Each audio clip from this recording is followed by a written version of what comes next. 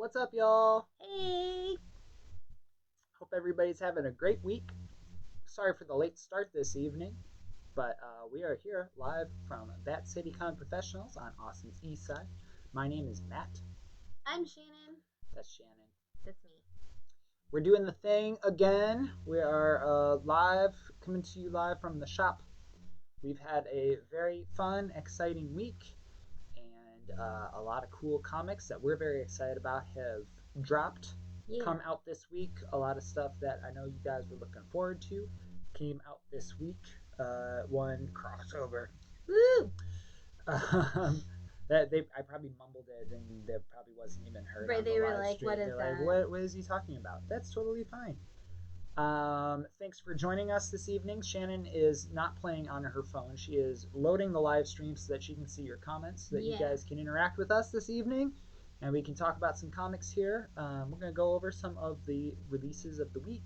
We're going to go over some of the trades that we got in stock, and some really cool indie titles that came out that we're really excited about.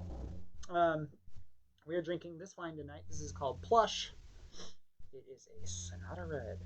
No, it's a smooth red. It's smooth red. But their font is crazy. I love the design of this bottle. A lot of wines you just shop based on the bottle. It's a nice bottle. All wines I buy based off of what the bottle looks like. I usually buy based off what kind of wine it is. I don't but really.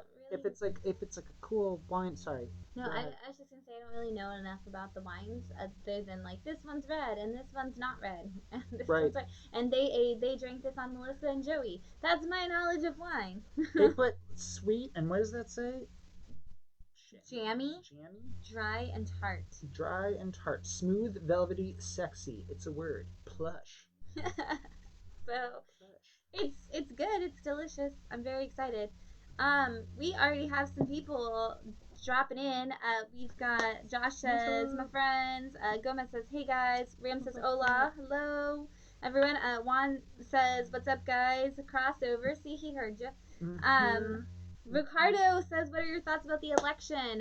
We are a nonprofit organization, so as far as this live stream goes, we don't have any. We're just happy to see that America showed up and voted. Yeah, absolutely. That's the most important thing, is using the system to use your voice in the way that you got it.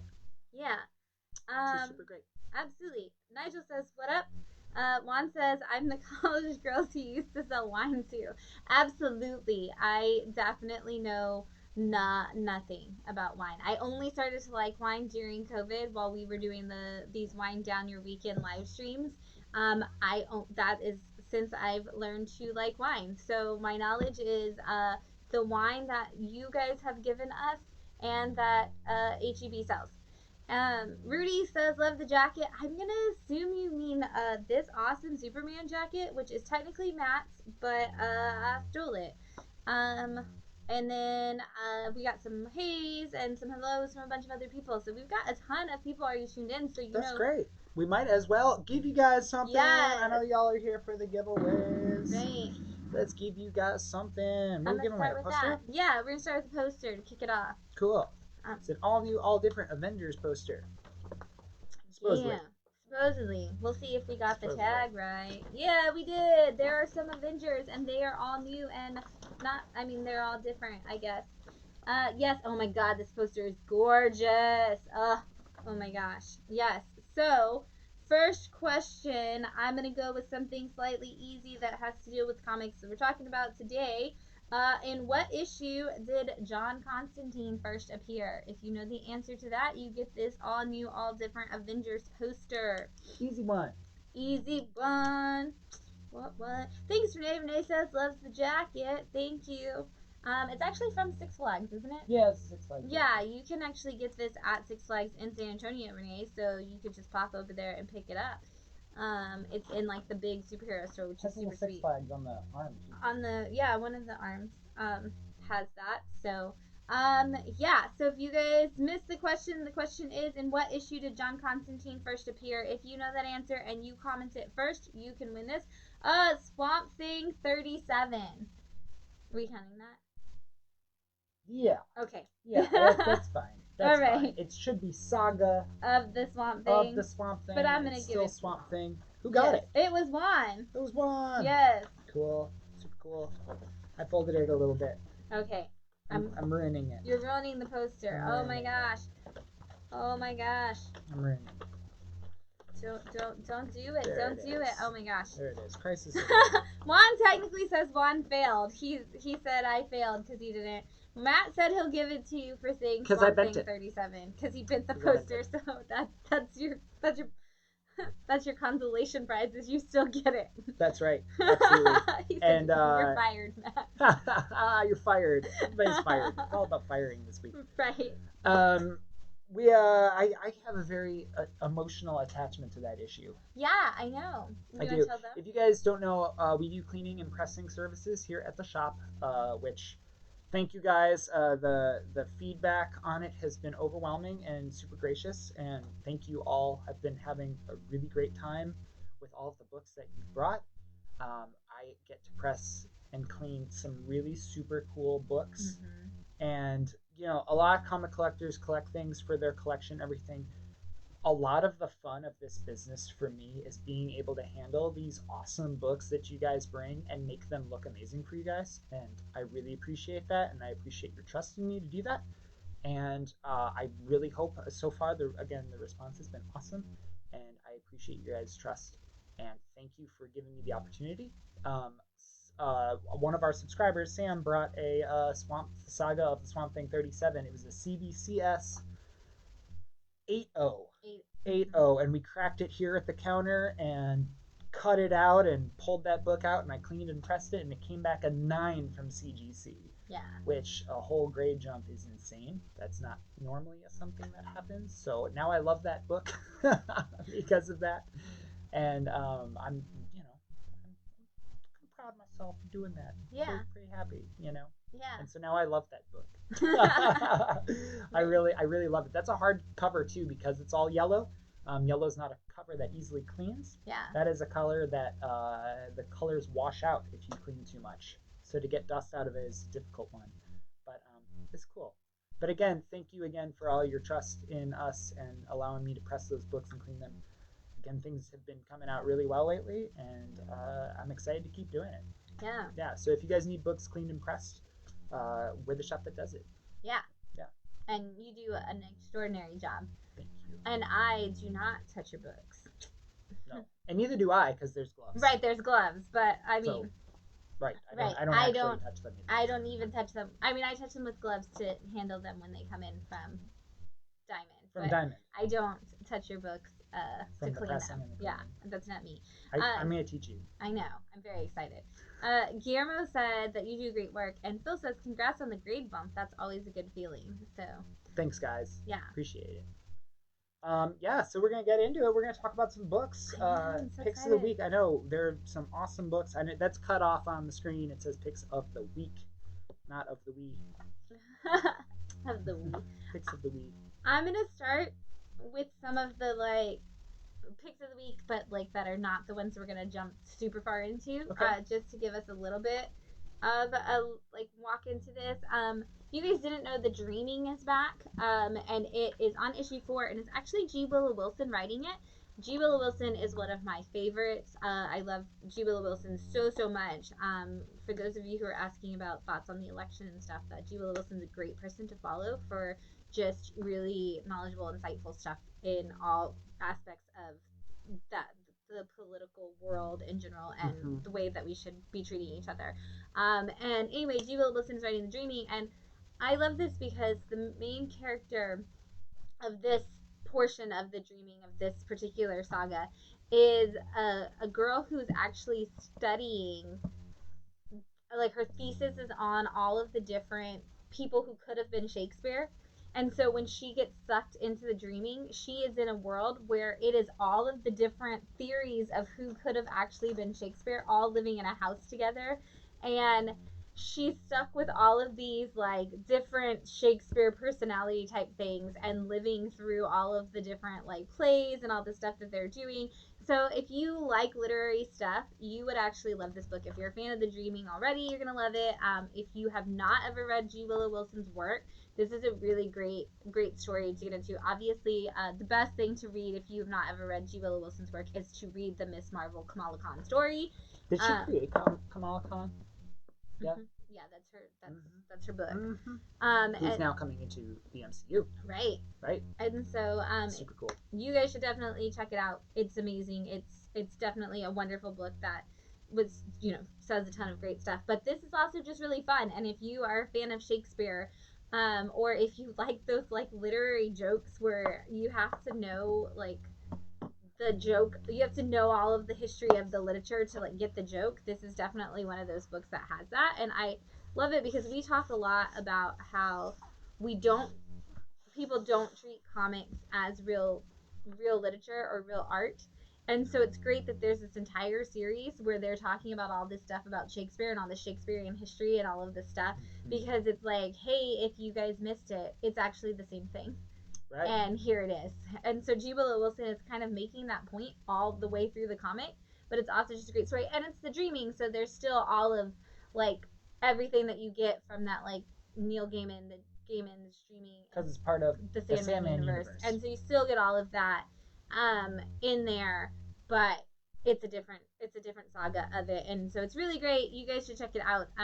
This is issue 4, so it's still a good time to get in on it. And I think we have issues 1, 2, and 4. I think we're actually sold out of 3, but could probably get more if you needed it. Totally. A book that is still ongoing, which I love this cover. It's finally here. Deceased people. The word deceased. If that means anything to you guys. And no, it's been out for 2 years now. Right. Deceased's been coming out for 2 years, and the cover B is always a zombified cover, and they've done all kinds of different characters throughout, the time. It was all the big ones at first. Obviously, it was Batman, Superman, Wonder Woman, and now we've finally gotten a Swamp Thing. Yes, cover. And he's such a big part of Deceased Dead Planet. Because, I mean, it's got the word planet in it, so obviously we're going to have a little bit of that going on. But we are now at the point where where we have so many of the other characters as, like, the people who are in the front. Because if you guys don't know, like he said, Deceased started, like, 2 years ago, and it started as, like, a 6-part series. And then it was like, oh, wow, that ended really sadly and really negatively. And okay. And then it was like, oh, here's like a couple of, like a mini 3-part series. And then it was like, oh, here's like a 1-shot. But it's still the same continuing story. And it's still the same continuing story. And then they brought out Deceased Dead Planet. And I was like, all right, you know what, Tom Taylor, I've moved on.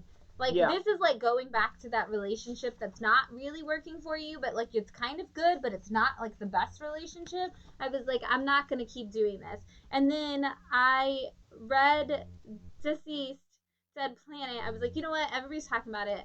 Maybe something changed. And Deceased Dead Planet is actually like the best part of the Deceased saga so far. And every issue there's like something that happens that you're like, oh, right in the stomach, right in the heart, right in the feels. And this one definitely does it again. And if you guys are not reading it, if you love any of these like zombie like of the universe books, this one is actually really, really strong for storytelling. It's strong for like the fun. The art is always amazing, and we're at the point now where it's like they all need, like, Ivy is protecting what's left of humanity in like her park that she always has, like Central Park, like wrapped in her, like Gotham Park or whatever it is, like it's always under Ivy's protection. She's using that to save that. And then this issue just gets crazy. It's like watching Resident Evil but with the DC characters in this issue. But don't go too far because there's major spoiler at the end of this issue. Finally, we've got Dr. Fate showing up in here, and he's been in this. He's been in this series. And Etrigan the Demon. That was new. Cool. Yeah. Cool. If you guys don't know, I believe that Demon #1 is the greatest comic book cover of all time. Me and Nigel just had a conversation about this today.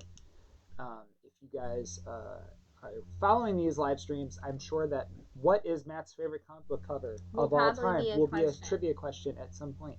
And the answer is the Demon #1. Yes. I agree. Juan said Tom knows how to make you care and feel for random characters and rips your heart out. Side note, if you guys are not reading 7 Secrets by Tom Taylor, that is that book that you need to get onto. That is the Tom Taylor book of the year, in my opinion. It's so good.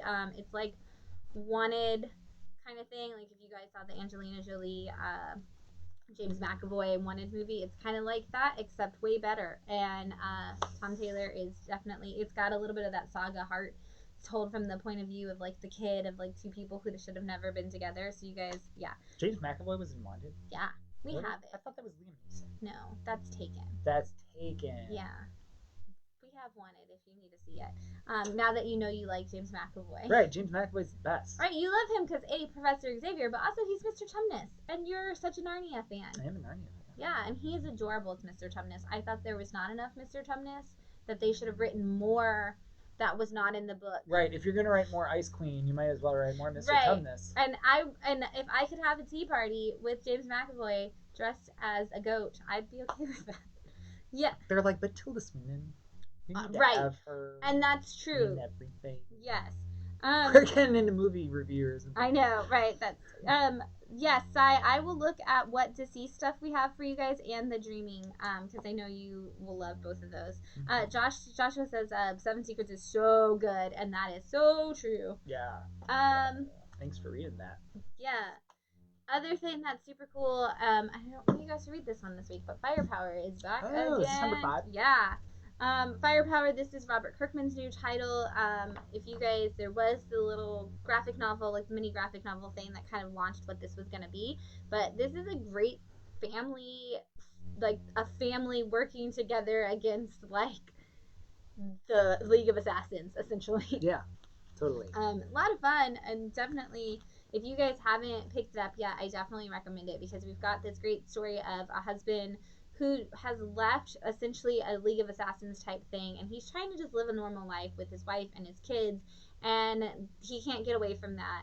And now they're kind of dealing with it, and you get all of these people who are like this family who's just like, I want to, like, Dad, we want to be good at training. Like, why do we need to train? We don't know, but we want to be good at it. And like, it's so cute. And then it's like, hey, we're at the point now where like it's hitting the fan, like everything's going down, and it's like we left on that huge cliffhanger at the end of issue 4, and in this issue it's like everybody gets an action scene and everybody gets to be a part of like doing something for the family, and the poor neighbor boy, there's a poor neighbor boy who gets dragged into all of this, and it's kind of hilarious. And look at this art is cool. Every single page that I've been showing here, I've told you guys this before, I show more pages when I when I really think that the art is awesome, and I'm like, oh my goodness, I have to keep showing you guys these.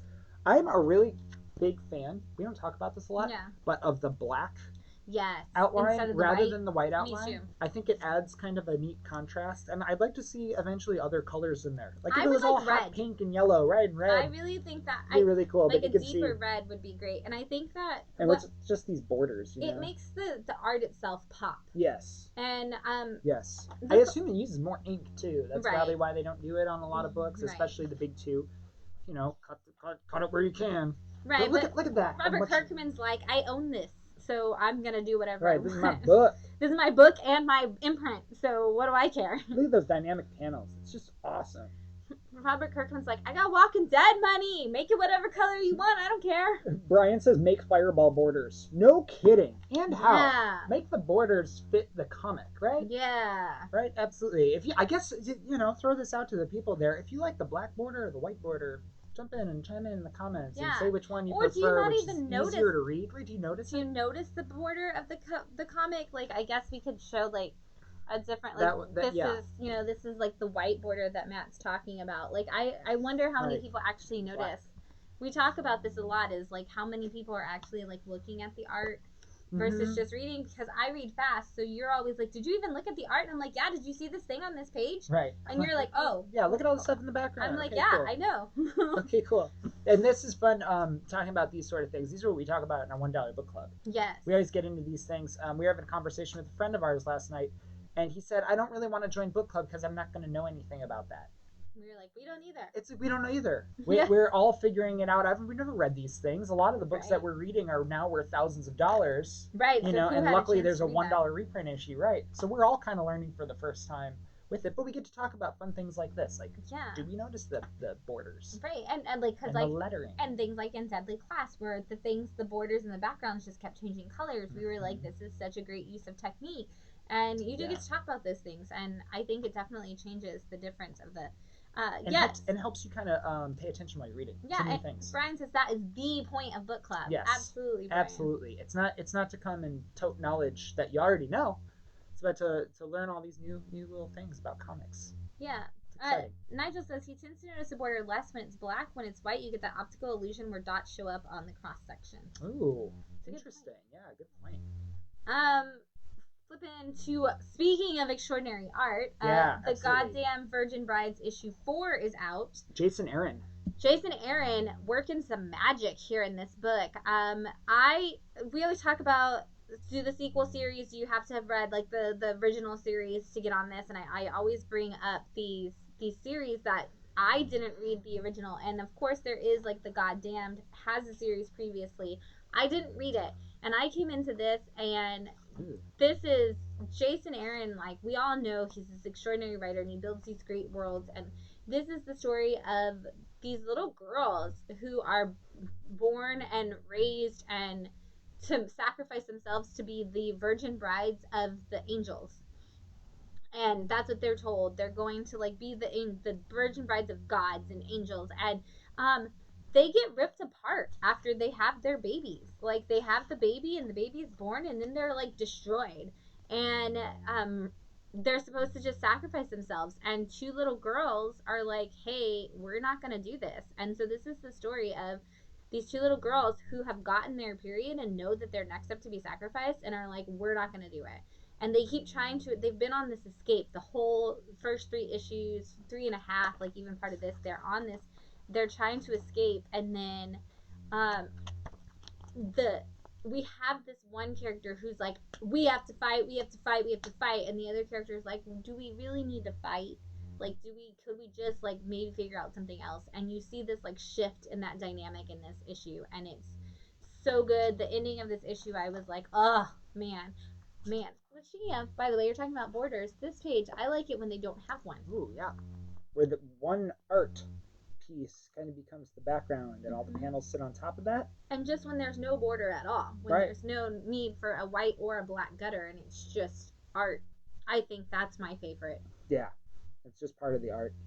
Kind of like Death of Superman. Yeah, did that really well. Yeah. But anyway, Goddamn Virgin Brides. This is issue 4. Is this the only thing Jason Aaron's writing right now? I don't think so. No. What else is Jason Aaron writing, you guys? I was like, I thought there was something big, but now I'm like, no. He was writing a lot of big titles, and now right. That's a good question. We haven't heard from him in a while, and I know Donnie's tweeted about it a lot, that he's kind of a consultant to Donnie on a lot of the Venom things and stuff like that because of Null, and because Null coming out of Thor: God of Thunder. Avengers. He's writing. Like that. Oh, he's writing Avengers still. Okay, great, cool, very cool. And I've heard that that's an awesome series. Yes. We'll talk about a little bit of that in a little bit.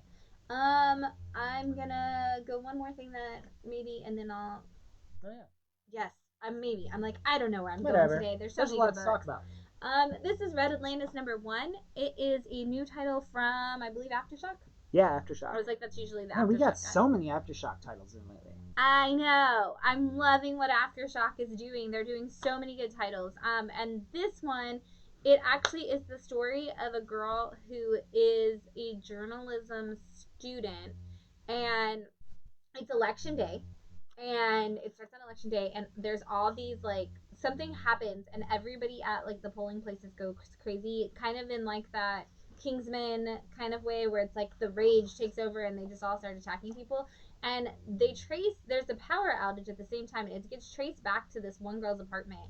And the like CIA come and try to like get to this little girl, this teenage girl or whatever, and they're trying to figure out like, why are you connected? We know that you are technically born in Russia. And so this is really, it's really Cold War-esque, but what's really great about it is it's actually done by people who were actually like one of the guys that is the Jan Newman, I believe is his last name. He actually was working in Russia for like the KGB at one point. Like, and he was working, I guess he said it's like what was eventually the KGB or what originally was KGB, but he's got a great story in the back. And he actually worked as like in the Russian intelligence. And he said that, you know, what his side, what he was taught about the Cold War and everything is completely different, obviously, than what we were taught about the Cold War. And he just really wanted to do this book where it kind of like took all of that and like changed it all up. But I believe she's actually a student here in Texas. I think it takes place in. I can't remember if that's right. I think that's what I read in the initial thing. I could be lying. But really good story. It already sounds like it's gonna be a really good thriller, and it leaves you on an interesting cliffhanger, and you don't really know what side anybody's on, and who knows what. And Cool. I love those books. Like it's gonna be really really good, and again, coming from somebody who has like this is something we don't hear about in we don't get a lot of in books. Like we don't really get a lot of people who are like I know what it was like to be in Russia during that time. Mm-hmm. Like we get, we have a lot of people on our on like writing books that are like, oh, I was in the CIA, I was in the FBI, I was an attorney, I did this, but we don't have a lot of people who are like, I worked as a Russian spy essentially, and like, here's my book about being a like. Right, and here's a comic about it. I love how it says a raw and brutal thriller ripped from tomorrow's headlines. Yes, it's really good. It's like modern Cold War kind of stuff. And if you guys like spy thriller, or even it like, I mean, like if you're into any of those like thriller kind of things or spy movies or any of those books like that, this is going to be something that's great. Phil, this is one to put on your radar. This is going to be one of those indie titles. So if you're still watching Phil, this is definitely pick it up, thumb through it at least. Yeah. Also, Juan said that Jason Aaron is also writing Sea of Stars. Yes. Which I didn't know that with Dennis Hopeless, which yes. is super cool. Hopeless is a great writer. I didn't realize he was writing Sea of Stars. Yeah. That's awesome. Since we're talking about Russian spies, I guess I'll just throw this out there next.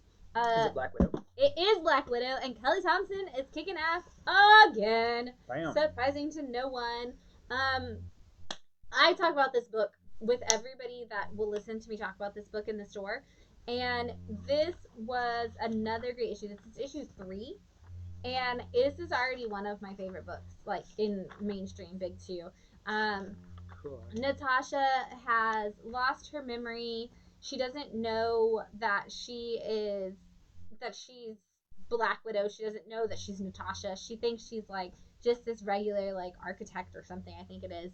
And she has a husband and a kid, and she's just living her life, and it's so great because we see in the first 2 issues, Bucky and Hawkeye, Clint and Bucky are both sitting there, and they're like trying to get her, like, oh well, we need to save her, we need to save Nat, we need to get her out of there, we need to save her from this. And then they're like there's this really heartfelt moment in issue 2 where Clint goes and he starts talking to her, and he comes back and he's like, I think we should just leave her here, like I think she might actually be happy, and she deserves that, doesn't she? And then we get into this issue, and there's so many great things that happen in this. And of course, this whole idea of you don't deserve, like, if you screw with the Black Widow, like, nobody has survived who's messed with Black Widow, and like, I love that idea. And we just had this conversation because we did the first Black Widow for book club last week, and we were talking about how we don't get enough Black Widow solo series throughout all of her time, considering how long she's been in comics. There just aren't enough Black Widow solo series. There's barely been. And this was that was my favorite page. I love this, where she's like starting to piece stuff back together, and it's all these different memories of Black Widow from different issues and things like that from throughout time. But this is so great. I think we need more Black Widow solo stories. I'm glad that Kelly Thompson is doing it. Juan said that book totally surprised me, and it shouldn't have, because Kelly is one of the best, and that's so true. Brian said, I thought you said Buffy and Hawkeye, and I was supposed to say that's one hell of a crossover. That is a crossover that Donny Cates would definitely love to write. If you gave him the excuse to put Buffy in the Marvel world, he would lose absolutely. Wouldn't be surprised if he gave a nod to Buffy at some point in that future book that we're going to talk about later on this live stream. Yeah. I'm gonna switch to one that you can talk about. Yeah, we can talk about. Yeah. Go ahead. I'm gonna let you start. What am I doing? Talking about it. No, you're talking about it. Why am I talking about it? Okay. We really like that Texas book. You can't tell by the fact that we're fighting over who has to talk about it. Yeah, we really like it. It's one of the ones that we read. This book, I guess I will talk. This Thank book you. is, to me, the best way I always describe this to people is if you want to read an Oscar-winning drama story as a comic book. Mm-hmm. And a lot of people always bring up There Will Be Blood or No Country for Old Men when we start talking about it, but it's not really that. No. It's like small town in Texas. A man leaves and goes to start a life somewhere else in the country. I think he's in L.A. or something. I thought it was Chicago. In Chicago, he's in Ohio. Something. His wife driven from L.A., so something like that. Anyway, he left his small Texas town, and his brother gets killed, murdered, possibly. Definitely. There's foul play. He goes to see what's up and to handle his brother's estate, and of course, the ghosts of his past come back to haunt him. Literally and figuratively. Right, and those ghosts, in the same way that a drama thriller that's nominated for awards would do. It's not too like overt, over the top ghosts. It's psychological ghosts, and he's trying to break apart the mystery. And the sheriff in town is an older gentleman who knows the family of the boy and his brother, and he is trying to figure out this mystery at the same time. So he's actually doing the police work, and the brother's doing like the at-home work and wrapping up the estate.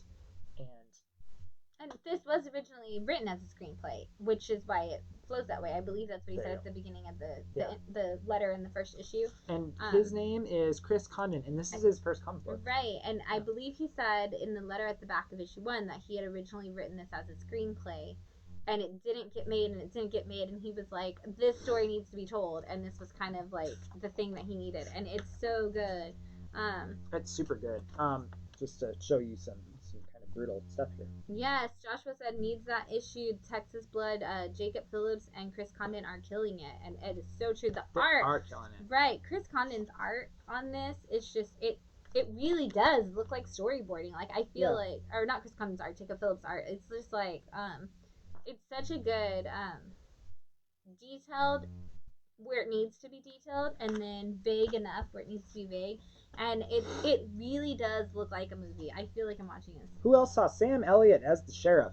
Sam Elliott is totally the sheriff. And they talked about that, I think, in the letters in issue 4. Oh, really? I think they said that everybody has been sending them letters saying that Sam Elliott needs to play the sheriff in the movie version of this. Which this is shaping up to become a movie, for sure. Like, there's not a lot of indie comic books. They get made into TV shows all the time, but they don't just get made into movies. Right. Like, let's just take this little issue series thing, this arc of a comic book, and just make it into a movie. And of course, MCU and things like that. But indie titles don't get that. They get shows. And this would be a great movie. Absolutely. Possibly directed by the Coen brothers. Or Paul Thomas Anderson. Not saying that that's been done. Right. But you could feel this, even with the storyboarding, a lot of the time you could feel it as like single shots that move from one room to the next in kind of Paul Thomas Anderson style and things like that. We're on issue 5 with that Texas Blood, and again, this is one of the ones that Shannon and I have to read the second that it comes in. Yeah. Because we're always excited about that Texas Blood. Yes. Which, Joshua, I can put one of these aside for you if you're missing number 5. Yeah, for sure. Other things that came out this week, if you guys didn't know, Sweet Tooth returned. Jeff Lemire said that this was not going to be a reboot. It was going to be kind of a rehashing and like a remake, but kind of not all at the same time. Weird. So if you guys know the Sweet Tooth story, this is going to be something that kind of goes in that world, kind of doesn't. There you go. That does it right there. Right, exactly. If you don't know the Sweet Tooth story, I definitely think this is going to be one of those books again that, because he is kind of rehashing it and kind of rebuilding it, that if you don't know, you don't need to know. I don't know Sweet Tooth, like the original Jeff Lemire Sweet Tooth. Yeah. When you say Sweet Tooth as a comic book character, especially from DC, I just think of Star Kid's Holy Musical Batman, because the bad guy's name is Sweet Tooth and he's a candy villain. So that's all I can think of. That said, I actually really like, and I had originally planned this to go right next to the Goddamn Virgin Brides, because this is kind of like the male narrative equivalent of that same conversation that they have in Goddamn Virgin Brides, because he is trapped in a facility that's supposed to look like he's in the woods, and he's got a priest and 2 nuns that watch after him, spooky. And they won't let him out, and they keep saying that God has destroyed everything else in the world, and that when God is ready for him to be able to be released, he'll be able to be released. And he's like, I'm not gonna do that. I have to get away from this. And the narration that he does, which is most of this first issue, is actually a really great, like, internal conversation. It's really, really good. And again, like, if I read this and Goddamn Virgin Bride, like, almost back to back, and I was like, oh man, these are like 2 kids having the same conversation in their respective worlds. Look at this. Yeah. Do you recognize that from Goddamn Virgin Brides? There's the 2 eyes over the other thing. That's really weird. I told you, they're such a good combination, like, story, but it's like if they're having the same conversation, but they're both trapped in different worlds. That never happens. Mm-mm. Weird. Both centerfolds too. Both centerfolds and both. I don't think you can see it on the thing. No, probably not. I don't know. But yeah, with the eyes in the middle, 2 centerfold spreads with eyes in the middle. Right. I just talked about, and it's funny because I just had a huge conversation about Great Gatsby today, and here we are talking about the eyes watching over you. Right. This is so weird. Yeah. Told you. Similar stories, similar meanings and messages. So yeah. They're like companion books to me now. I know that they probably won't stay that way because I know Sweet Tooth is going to go in a completely different direction. But this week, they were companion stories to me of one complete conversation. And I thought they were great. Yes, BJ Win 5 did come out. We did not get BJ Win 5. Do we need BJ to get Win 5? We will get you Win 5, BJ. Absolutely. That was last week, and we cried through talking about it. It was so great. Yeah. Something I don't bring up a lot is we get kids comics in every week, and I actually want to start a completely separate show that does not involve wine to talk about kids comics. But this is one of those that I think crosses over really well that we need to talk about because it's got the greatness, one of my favorite, if not my favorite comic, like a non-Megan. Megan wins my top favorite, of course, comic book artist, but one of my other favorite comic book artists being Frank Villa. It is not only cover, but he actually did quite a few pages, and this is one of those. It's a one shot. It's about Vader's Shadow of Vader's castle, and it starts with that scene in episode 3, if you guys remember, where Anakin goes to Mustafar, and it has him like he turns around and his eyes are yellow. Like that scene is actually drawn into this.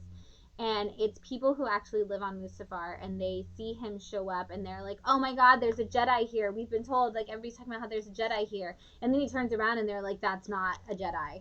And it's all about, like, Vader taking over and building his castle there.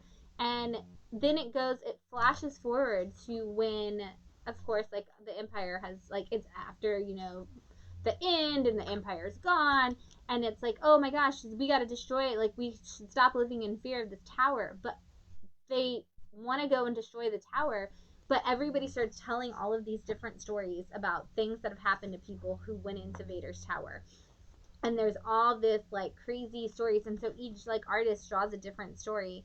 And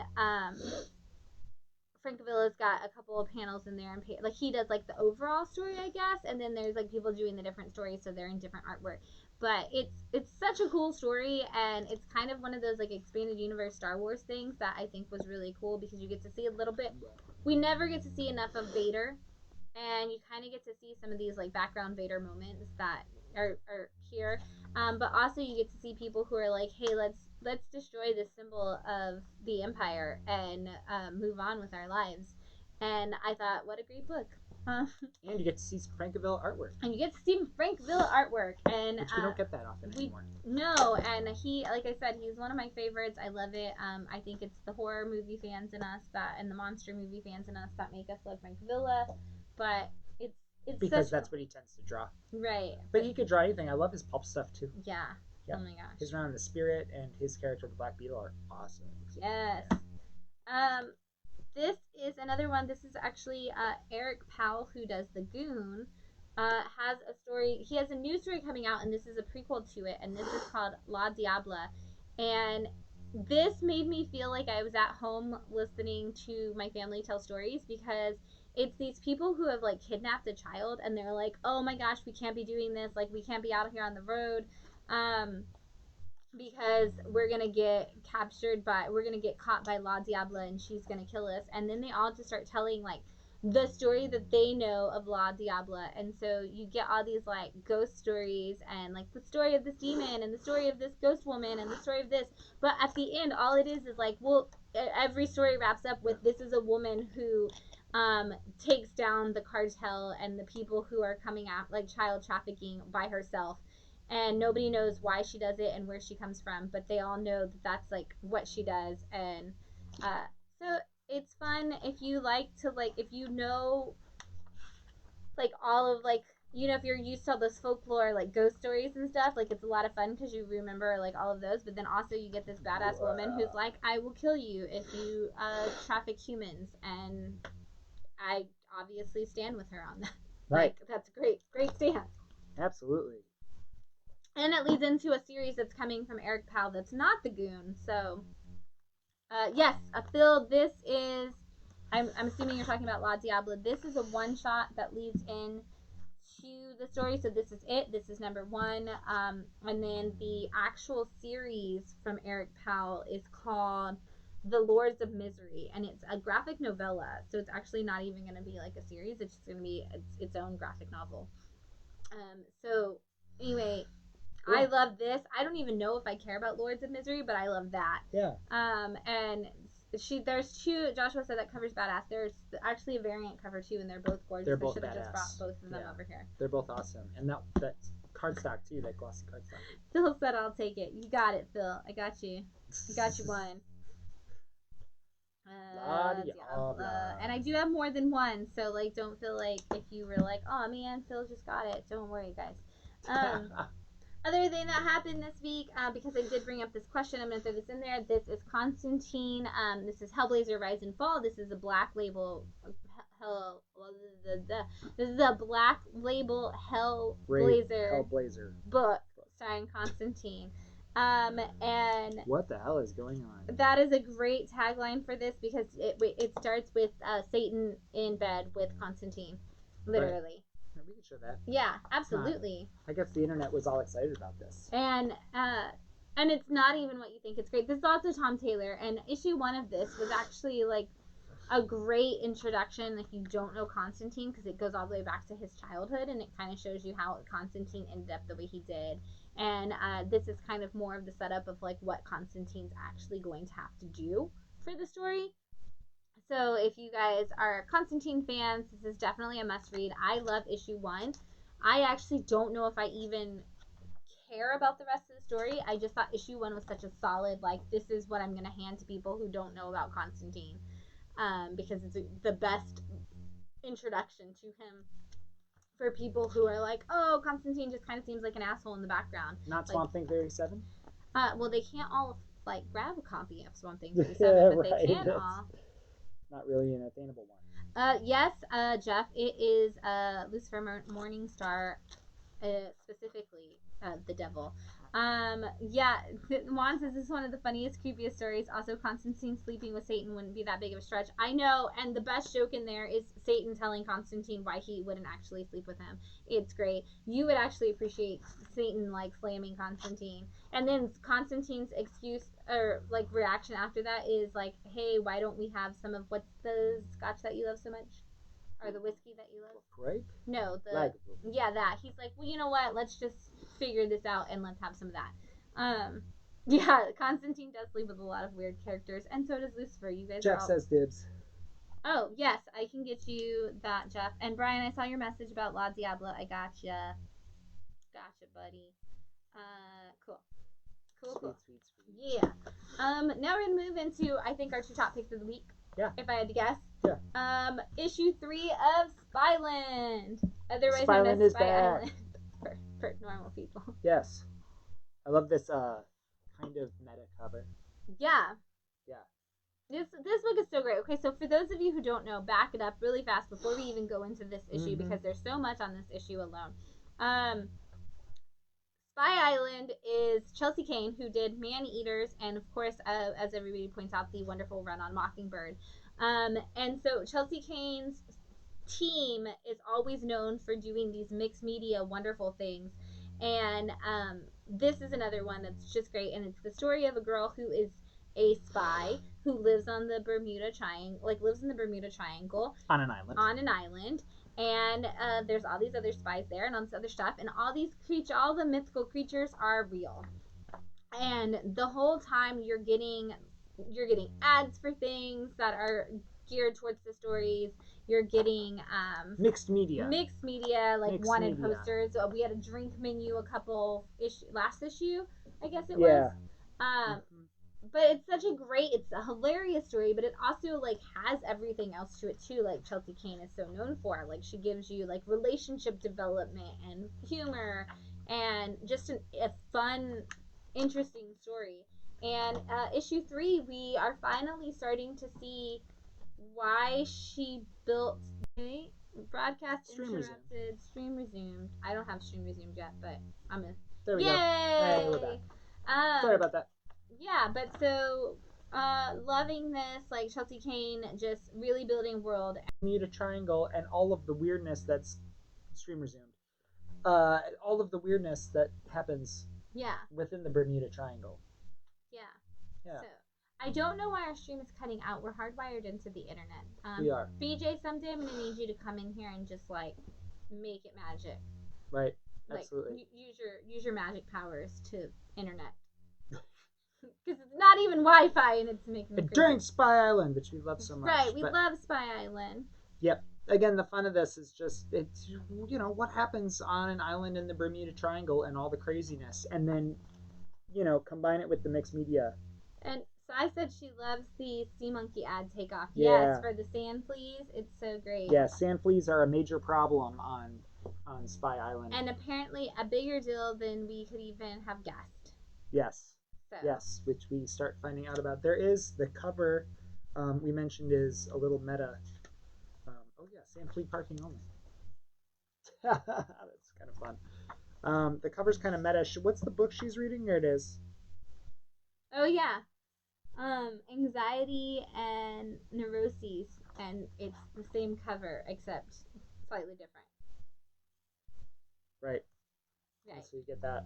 I love Chelsea Kane. I love Chelsea Kane's work. I love Chelsea Kane's like the weird stuff she comes up with.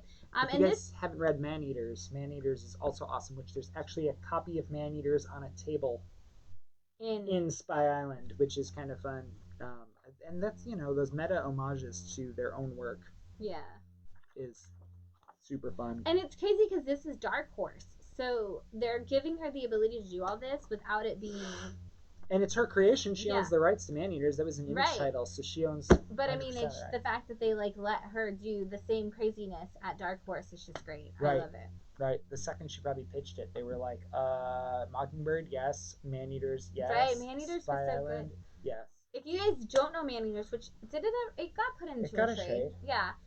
Like more than one. But if you guys don't know Man Eaters is the story of whenever young girls get their period, all the way up through women, like basically whenever humans get their period, they turn into feral cats and they start killing men.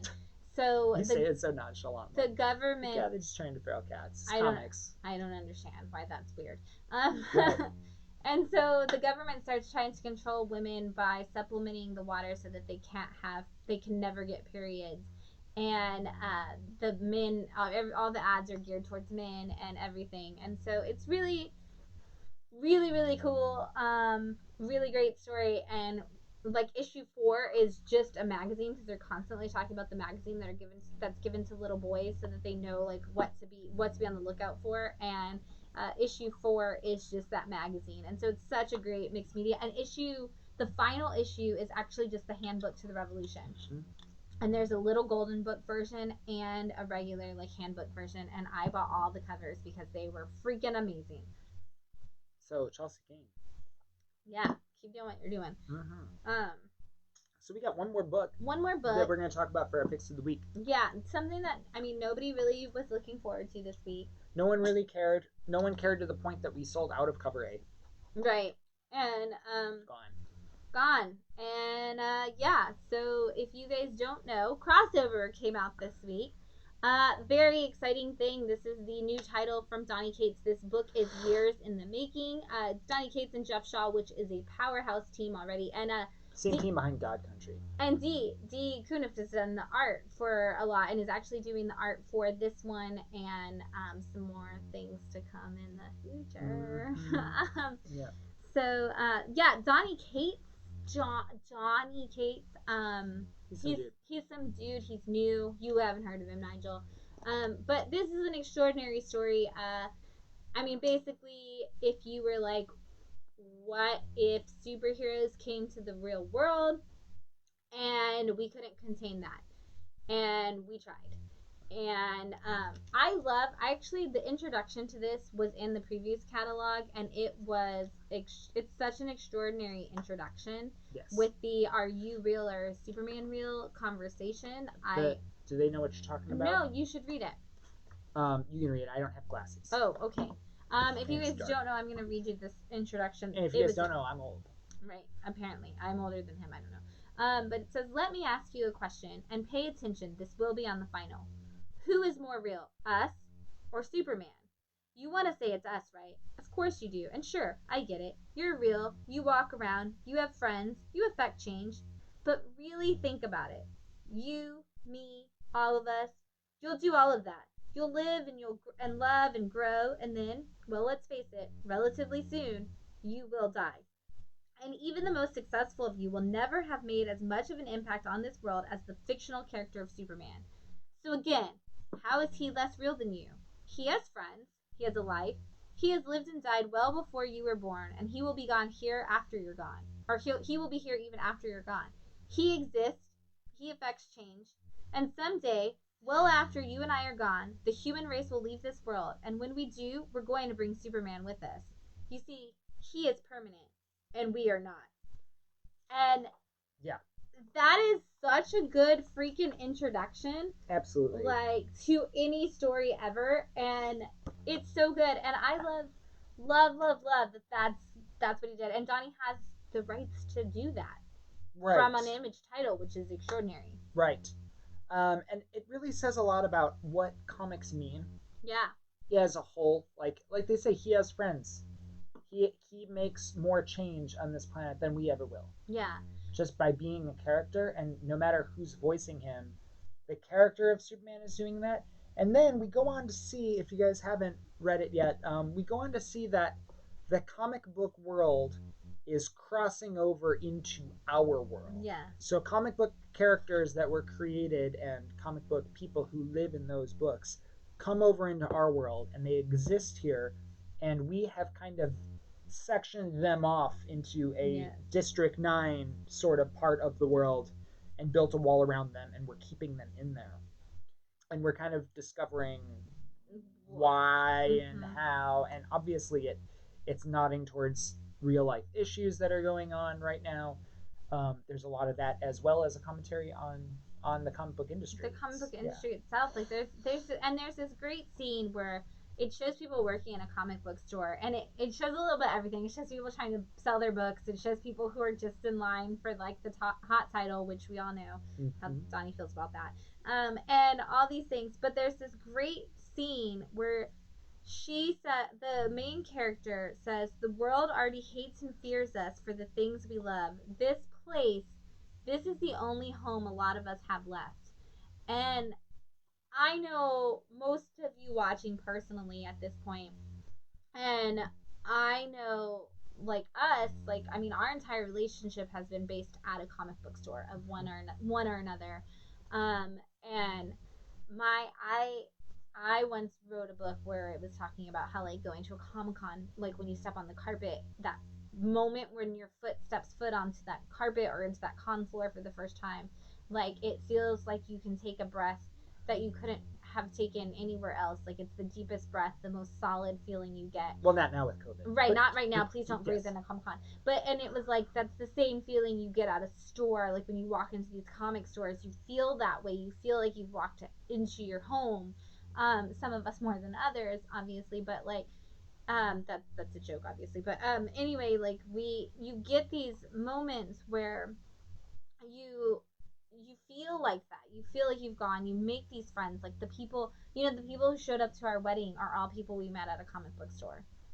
You and I literally signed our paperwork at the courthouse as you do and apply for your marriage paperwork. And then where did we go? We went to celebrate at a comic book store. We went to a comic book store. We were like, we need to go buy comics to celebrate this occasion. Right, we have to go to a comic book store and walk around. Right, and it's such a thing. We have friends who say, like, I had when COVID first hit, and I lost my job. This is the worst day of my life. Like, everything is terrible. And they were like, I didn't know what else to do, so I just came here. We have friends and customers who've come in and said, today is my birthday and I didn't know where else to go, so I came here. We have that on a regular basis. Like, I wanted to celebrate my birthday at my favorite place, so I came to the comic book store. Right. And it's such a true statement. And Donnie, being a former retailer and a lifelong comic book fan, he knows that too. He knows that that's how he feels, because Donnie feels the same way. And it's great to have this book written by, we talk about this a lot amongst ourselves and among some of our friends, is we always talk about how when everybody thinks of Jeff Johns, they think of, like, this is a lifetime comic book fan who knows everything about comics and he just wants to put all of that knowledge into what he does, and he just loves what he does so much because he spent his whole life learning all this information and he absorbs it and he loves it. But that's who Donnie is too.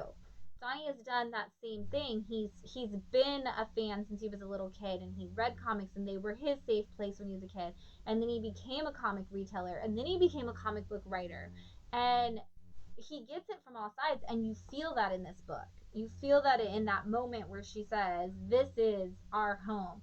And it's true. Like, this is my home. Like, when I'm at a comic book store, and I feel complete. And when I'm not, like, the 5 minutes of our lives that we didn't work in comic book stores, we wrote a comic book because we needed to be a part of the comic book world. Right. We were like, well, let's just write our own comic now. Right. And then go to cons and sell it, and go to every con ever, and be there. Right. My entire adult life, like, has been in the comic book industry, and it's such a great, it's a good testament to it. Yes. And I'm very excited that this title exists. I'm excited to see where it's going. I'm sure probably at least 50% of you have read this book now. It's very cool. Where it's kind of open-ended at this point. We're excited to see where it goes and what else it has to say. We know it's going to say some things, but we're not necessarily sure of all of them yet. Yeah. The thing I really like on here is that, so Donnie has been writing this title for years. Like 2 years or so. This has been a passion project for him. It's very exciting. It's, image creator owned, which is super cool. They've got all of his stuff on the back. And if you guys pick this up, you're probably like, ooh, what are all these things? I'm surprised he put Ghost Fleet on there. I know. Donnie has publicly denounced Ghost Fleet. He obviously did not make that if Ghost Fleet is on it, but it's funny either way. And a Tomahawk. Right, a Tomahawk is I love a Tomahawk getting some love. That's one that's kind of forgotten about. And those Tomahawks are really valuable these days because they are the size of a DC Black Label oversized magazine comic. They're not easy to get a hold of, not easy to get in good condition. But we do have all of these. If you guys did see all the rest of these and you're like, oh, look at all these cool Donny Cates traits. We have all of them. Except the Tomahawk. Except the Tomahawk. But we've got Ghost Fleet and Buzzkill and all the Redneck and the God Country and the whole bits. And in the back of the book, on the last couple pages, there was the announcement about Flood, which I'm very excited, which is a book coming out from Donnie and Megan. And you guys know we are huge Megan fans because she's wonderful and I love her. And it is... All I can tell you is this is a gorgeous freaking book. That's all I'm going to say about Flood. I'm not going to say anything else. I'm just going to say it's gorgeous and wonderful. And the other thing that's in the back of this book is I'm going to do a shout out for it. You guys don't know. They have a fan club on Facebook and hopefully soon more social media. But they have a social media fan club, which is Devil's Advocates Cult on Facebook. You guys can follow it. And if you want to know some more like fun things that are coming out, like with merch or stories or things like that, or just have fun with other people who love Donna titles, that's a great, and Megan titles, that's a great thing. Soon. Blood is soon. That's the answer to your question, Jeff. Is soon. Right. You know, it's safe to say next year at this point, because we don't want to flood the market with titles. I don't there's know when also it's coming out. something really cool here on this page that we can't talk about, and we know about, and we're very, very super excited about that too. Yeah. But there are some really cool things happening and in the Kate's camp. There's also, if you guys don't know, Donnie released a title last week as a part of the pay what you can thing. So if I should share the link for that. Yeah. But it's also a really cool title, so you guys should definitely check it out. Yeah, very specific. I know, Jeff. That's what you get. Thank you, Casplay, Jerry, whichever one. For throwing that out there, that moment about when your foot enters the con hall. I know you definitely know that feeling strongly as well. So yeah, it's such a good feeling being in a comic book store, being on a con floor, any of those things, like just being with, like Brian said, you're finally around your kind, and it does very much feel that way. Yes, absolutely. And you guys will always have that here. Yes. If you ever need to be with your kind, we are here for yeah, you. come down to Bad City. Yeah. Cool. Those are our picks for the week. Sorry it's long-winded, but thanks for sticking with us. Whoa, it's loud and crazy. Yeah, I'm gonna get both of away? these Cool. things. What? These are both going. You get a Shadow of the Bat and a Spider-Man. Yeah, what Spider-Man is that? Number 14. Cool. Is it a McFarlane cover or is it after McFarlane? No, it's a McFarlane cover. Yeah. And the question is, first appearing in Adventure Comics number 303, what superhero is from the planet Bismol? What? Yeah, first appearing in Adventure Comics 303, what superhero is from the planet Bismol? And yes, there is a book club tomorrow. We are going to be talking about the Chuck Dixon Robin. We'll talk about that a little bit more later, but so in case you have to jump off, Chuck Dixon Robin, number 1, part of the first miniseries, not the Matter Eater Lad? Yes, Renee. Of course Renee knows the answer to that. Of course Renee knows the answer. BJ, that's actually why they say it was probably not something that went further, is because his name was Matter Eater Lad, and he was from the planet Bismol, so everybody makes the joke that it's Pepto-Man. Pepto-Man? Pepto-Bismol. So yeah, Renee, these comics are coming your way. I'm going to write that down really fast because I will forget after this, but yeah, of course. Obscure thing that didn't last long, Renee knows the answer. Absolutely. Every time. Thanks for coming by the shop. And Guillermo shop. Yes. And he's pink, exactly. Of course. It was a terrible idea. Jeez. We're going to talk about some of the stuff that's in stock this week. Yeah. That's also around. I'm going to go a little bit faster, obviously, than what we did with the picks of the week. As we do. One thing that's in stock this week is Strange Adventures has a director's cut. If you guys remember, Mr. Miracle ended up doing director's cuts for most, if not all, of the issues. This is great because you get to see Tom King's scripts. I love to use these in writing workshops. I also, when people ask me how do you write a comic book, I say here's a director's cut from Tom King so you can see what his scripts look like. Because his scripts are not Alan Moore, like, gigantic, massive things, but they're also just enough detail. So if you guys are ever like, how do I make a comic book? Buy a director's edition from Tom King, get a copy of his script, and get to work. It's also got a nice gloss cardstock cover, which is really sweet. Super fun, kind of behind the scenes. I wish they did this with more comics. A crossover would be a really good one, fun to do. I also really like seeing pen and ink. Yeah. The pen and ink just is so nice. If I could, like, have a comic skill that I don't have currently that I would, like, sit there and work on, I would want to be an inker. Yeah? Yeah. Because I can write the books. Like, you guys, thank you. By the way, I know, like, 3 of you have recently picked up Evolution Revolutionaries in the store. Thank you for that support. Yeah, thanks, but writing, like, I can do that. But if I could do, like, anything else, I can't draw. And that's going to take way longer. Yeah. But I would love to learn how to ink. I just think it's like a fun thing. Absolutely. Thickness of line. Right. And I like tracing. I don't know. It's always been a thing that Right, tracing's fun. I loved tracing things. Yeah. Yeah. You can do that on your own. You can like print out pencils and just practice inking. Which is a thing that we don't talk about. Like that's something we always give kids coloring sheets. Right. Why don't we give kids inking sheets? Right. We should start. Like here's a kids flare ink. pen and You basic made me line ink. tracing. You made me ink.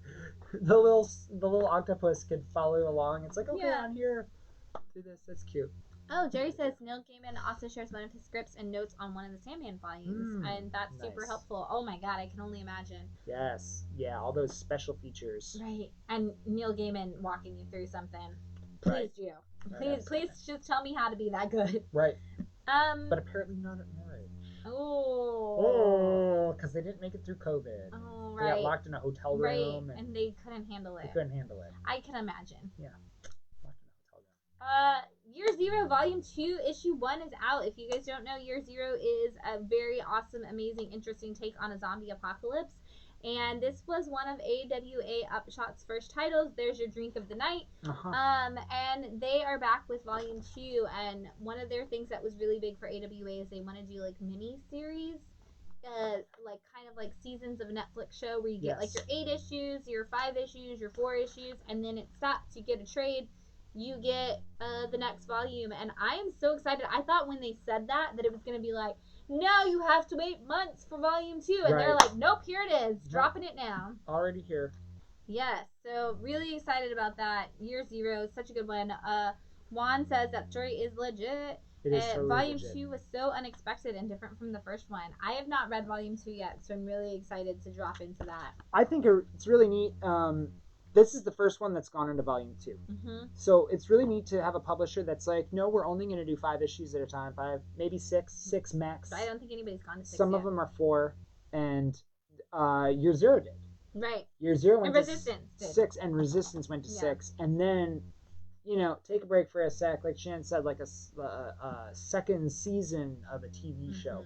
It comes back again, and you jump into the next volume. So if you only want to read the first 5... You're fine. You're fine. That's you get a whole you story. read one trade, it's done. It's not like an arc.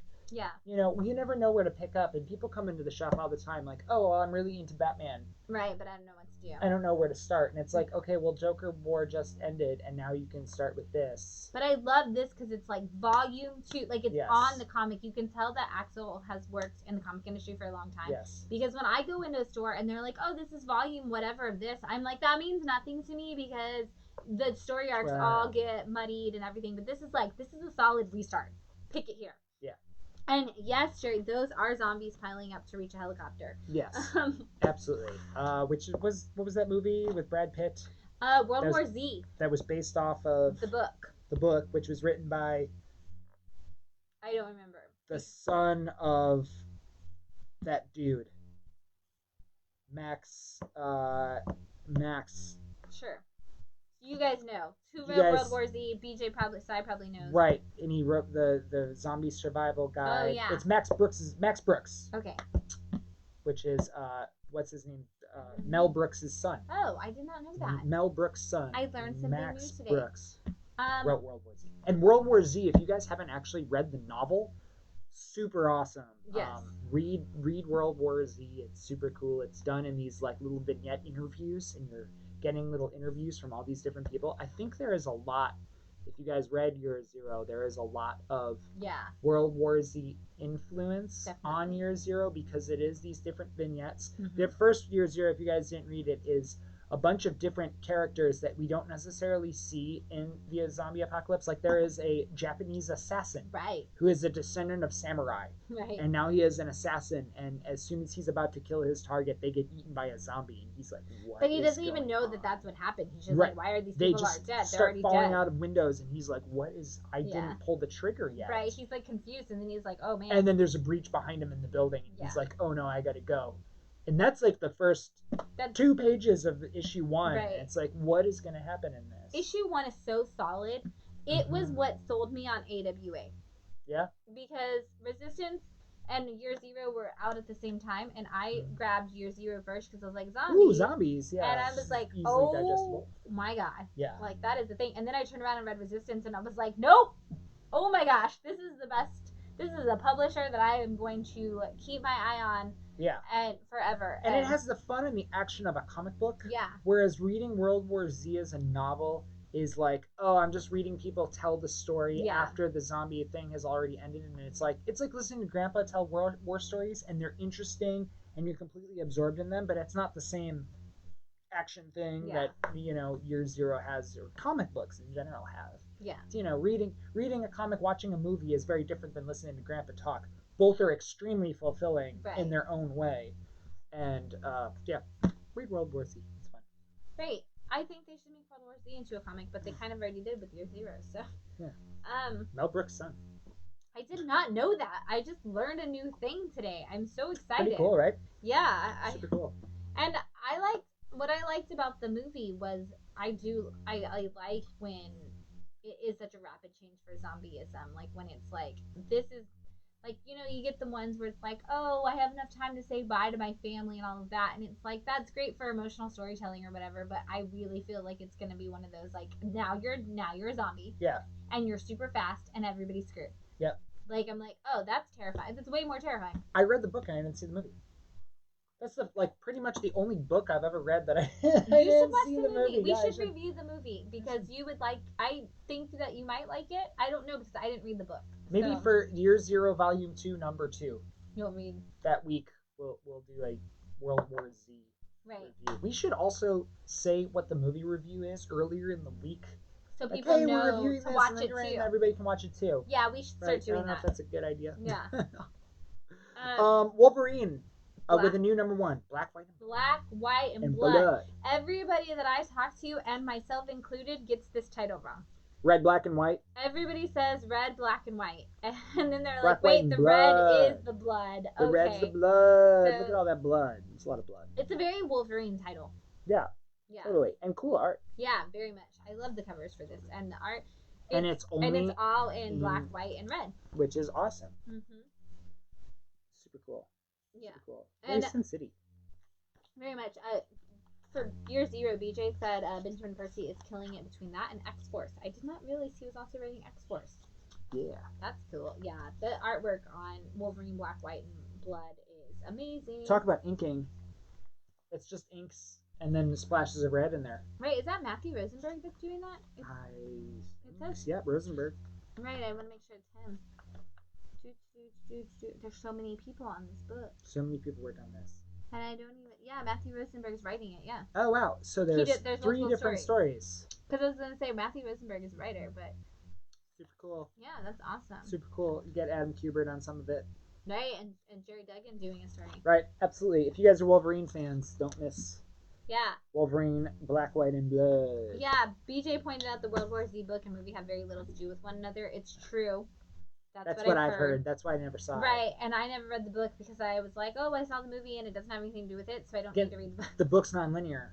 Right. The book's completely non-linear. It's like, oh, here's a story from right in the middle of it.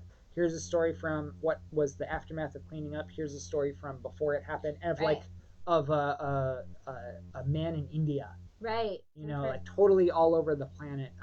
Fun book. And you can read it in vignettes because it's not linear. You can just read 3 pages at a time and enjoy it. We do not have, if anyone's wondering, we do not have the misprint variants of Wolverine. No. Black, White, and Blood. I have checked our variants. We did not get the misprint variants of Wolverine, Black, White, and Blood. A lot of people have literally come in and been like, hey, how's it going? Do you have that book? And then they come up and they're like, did you get any variants of the book? I'm like, I know what you're asking. No, we didn't get them. Sorry. But we do have this great book of Thor that was cut in half while they tried to shop it. Yes. Yeah. If you guys didn't know, Web of Venom Empire's End is out this week. If you're preparing for the King in Black, you probably need this. You should get it. That's all I have to say about it. I don't really need to say anything else, because if you're a Venom fan, you need this. And if you're not a Venom fan, then you don't. Yeah. And if you guys have been following along, they changed the lettering on Null is Coming. Oh, right. From all of the stuff that everybody made jokes about. Yeah, earlier. It was drippy before. We're drinking wine. This is the adult live stream. It was a drippy font before, and it said Null is Coming. So they changed that to this. Yeah, you're covering up one of the L's. I am. But I'm covering up an L. Sorry about that. But it's a cool cover, cool black cover. I know a lot of these got damaged, and We have some across that the are board. not. We have some that are not. Yeah. So yeah, if you're looking for it. Mighty Morphin is out this week. Not to be confused with Power Rangers, which is out next week. It's going to be a House of X, Powers of X sort of deal. Every other week. You get Mighty Morphin 1, Power Rangers 1, Mighty Morphin 2, Power Rangers 2. Same writer on both, just like House of X, Just like House of X, Powers of X. Going to launch into the new Power Rangers. Yes. We got really confused because there is a cover that says Mighty Morphin Power Rangers number 56. There is no such thing. That's legacy numbering. That's legacy numbering, just like Marvel's legacy numbering. So Mighty Morphin Power Rangers, if you were reading it, it stopped at 55. Yes. This is where you go from there. Yes. Your Mighty Morphin Power Rangers title is not coming back for issue 56. No. I'm sorry to say. But you have a new Genesis or a second Genesis. If we want to talk X-Men, talk Deadly Genesis, and the House of X, Powers of X of Mighty Morphin and Power Rangers. Yes. Be excited. Be excited. And pretty covers. And if you're a fan of kaijus and things of that nature, Rise of Ultraman is on issue 3, 4? Yep. 3. Yeah, 3. I really love the kaiju photo covers. Yes. So awesome. So awesome. You guys know Shannon and I are huge kaiju fans. Yeah. Yeah. We talked about Star Wars earlier. This is Charles Soule doing Star Wars. It's amazing. It's wonderful. You should get it. It's the in-between Empire and Return of the Jedi story. And there's these great Empire covers, that homage covers every week for all of the Star Wars titles right now. All of them. And if you are a Star Wars super fan, you need to read this. This is must read. And Charles Soule is such a great writer that you just... Awesome. And everything in there I feel like could have been in the movies. Yeah. Like it's written so well and done so well. You can tell that he's a super Star Wars I was going to say, this is one of those situations because there was that whole commentary when J.J. Abrams talked about Star Wars at the very beginning and he made Star Trek. And he said, you can't make something if you're a super fan of it. That's why he didn't make Star Wars. And then he did come and make Star Wars in the end. But you can tell this is how you do it. If you're a super fan and you want to make something, Charles Soule is like, I'm a super fan. I know my stuff. This is how I'm going to do it. For sure. For sure. Amazing Spider-Man 51 Last Remains is out this week. You guys, this is a story.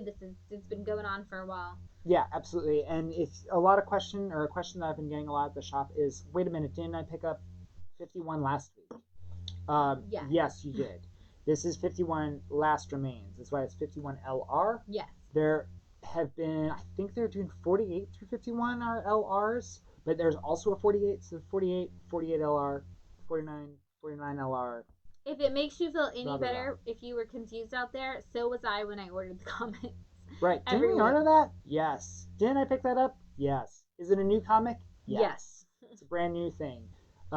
Legacy numbering was confusing enough for us all. And now we're doubling that. Apparently, Marvel, there is a subsect at Marvel, and I'm going to make this like Department of Truth style. I'm going to say that it exists, and so it does exist. That there is a subsect of Marvel that says, let's screw with numbering. And then people won't even know what the hell they bought, and they'll buy more comics. And if that's what Marvel's doing, I could believe it. And, the Department of Truth right now is analyzing this. Right, it's now been said. If one of you says it, there's 3 of us that are saying it, so therefore it's a thing. Therefore it exists, and the Department of Truth needs to keep it under wraps. Right?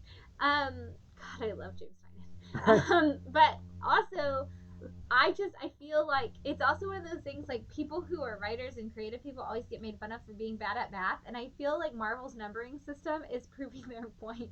Right. Because it's always, like, or they're really good at counting. It's like, you have counted how many Spider-Man numbers at this point? Right. Man, we all fell off. I thought we were on volume 5. Right, who knows? Nope, you're not on volume 5. You're still on volume 1 in terms of legacy number. Also, Daredevil's going to be legacy number now, too. Oh, my God. No, it already is. It's a madhouse. I can't follow it. 51 LR, ladies and gentlemen. At least, it's like Nevada's in charge of time. Miles Morales, Spider-Man is also back this week. There has been a lot of amazing things happening in the Miles Morales book, and if you're not reading it, you're kind of missing out on that.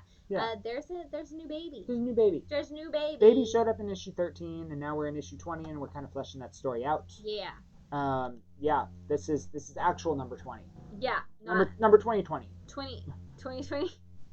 Not to be confused with the year. But it's a good issue. It's It's not a terrible Right. dumpster fire of an Right. issue. It's not. It's still good. It's a good issue. Justice League 56. This is a part of the Death Metal tie-in. We're going to Death Metal tie-in Justice League until we future state tie-in Justice League. Absolutely. So. It's also got pink lettering, which we talk about not a lot of use of pink in comic books. I've not ever been like a severe, like, we need more pink in this world, but I was talking about this just today, that we don't use a lot of pink in comic books, and I think it is part of that, like, oh, pink is for girls and comics aren't kind of mentality. Right. And that's obviously not true, because more than half of comic book buyers are actually women. Yeah. So, or female identifying. And so it's kind of crap that we don't use a lot of pink, and so I'm glad to see that this Death Metal Justice League cover is like, hey, we're gonna go for it, and we're gonna be all in on the pink. Oh yeah. So, yeah. Pink is great. I love when men wear pink. If you're a dude and you're not wearing pink, wear pink. Lean into it, man. Right. You know, it doesn't say something about you. Yes, Juan says, I hate that pink and purple isn't used more in comics. It used to be all the time in the 80s. Exactly, and for some reason, like, in the 2000s, we decided that pink can only be for girls and blue can only be for boys, and we like really laid into that for some strange reason, and it was like, girls can't be a part of our comic books. Well, you know what, you're wrong. They're already here, they already like it, they're already writing your stuff. Louis Simonson has been editing your shit for forever, so deal with it. Women have been telling you what you like. Innocenti, like, you know, even Chip Zdarsky said that his favorite Daredevil runs are Innocenti runs. Like, suck it up. Renee said maybe it's because pink fades quickly. That's a good, also cool. Good issue, or good point. Right.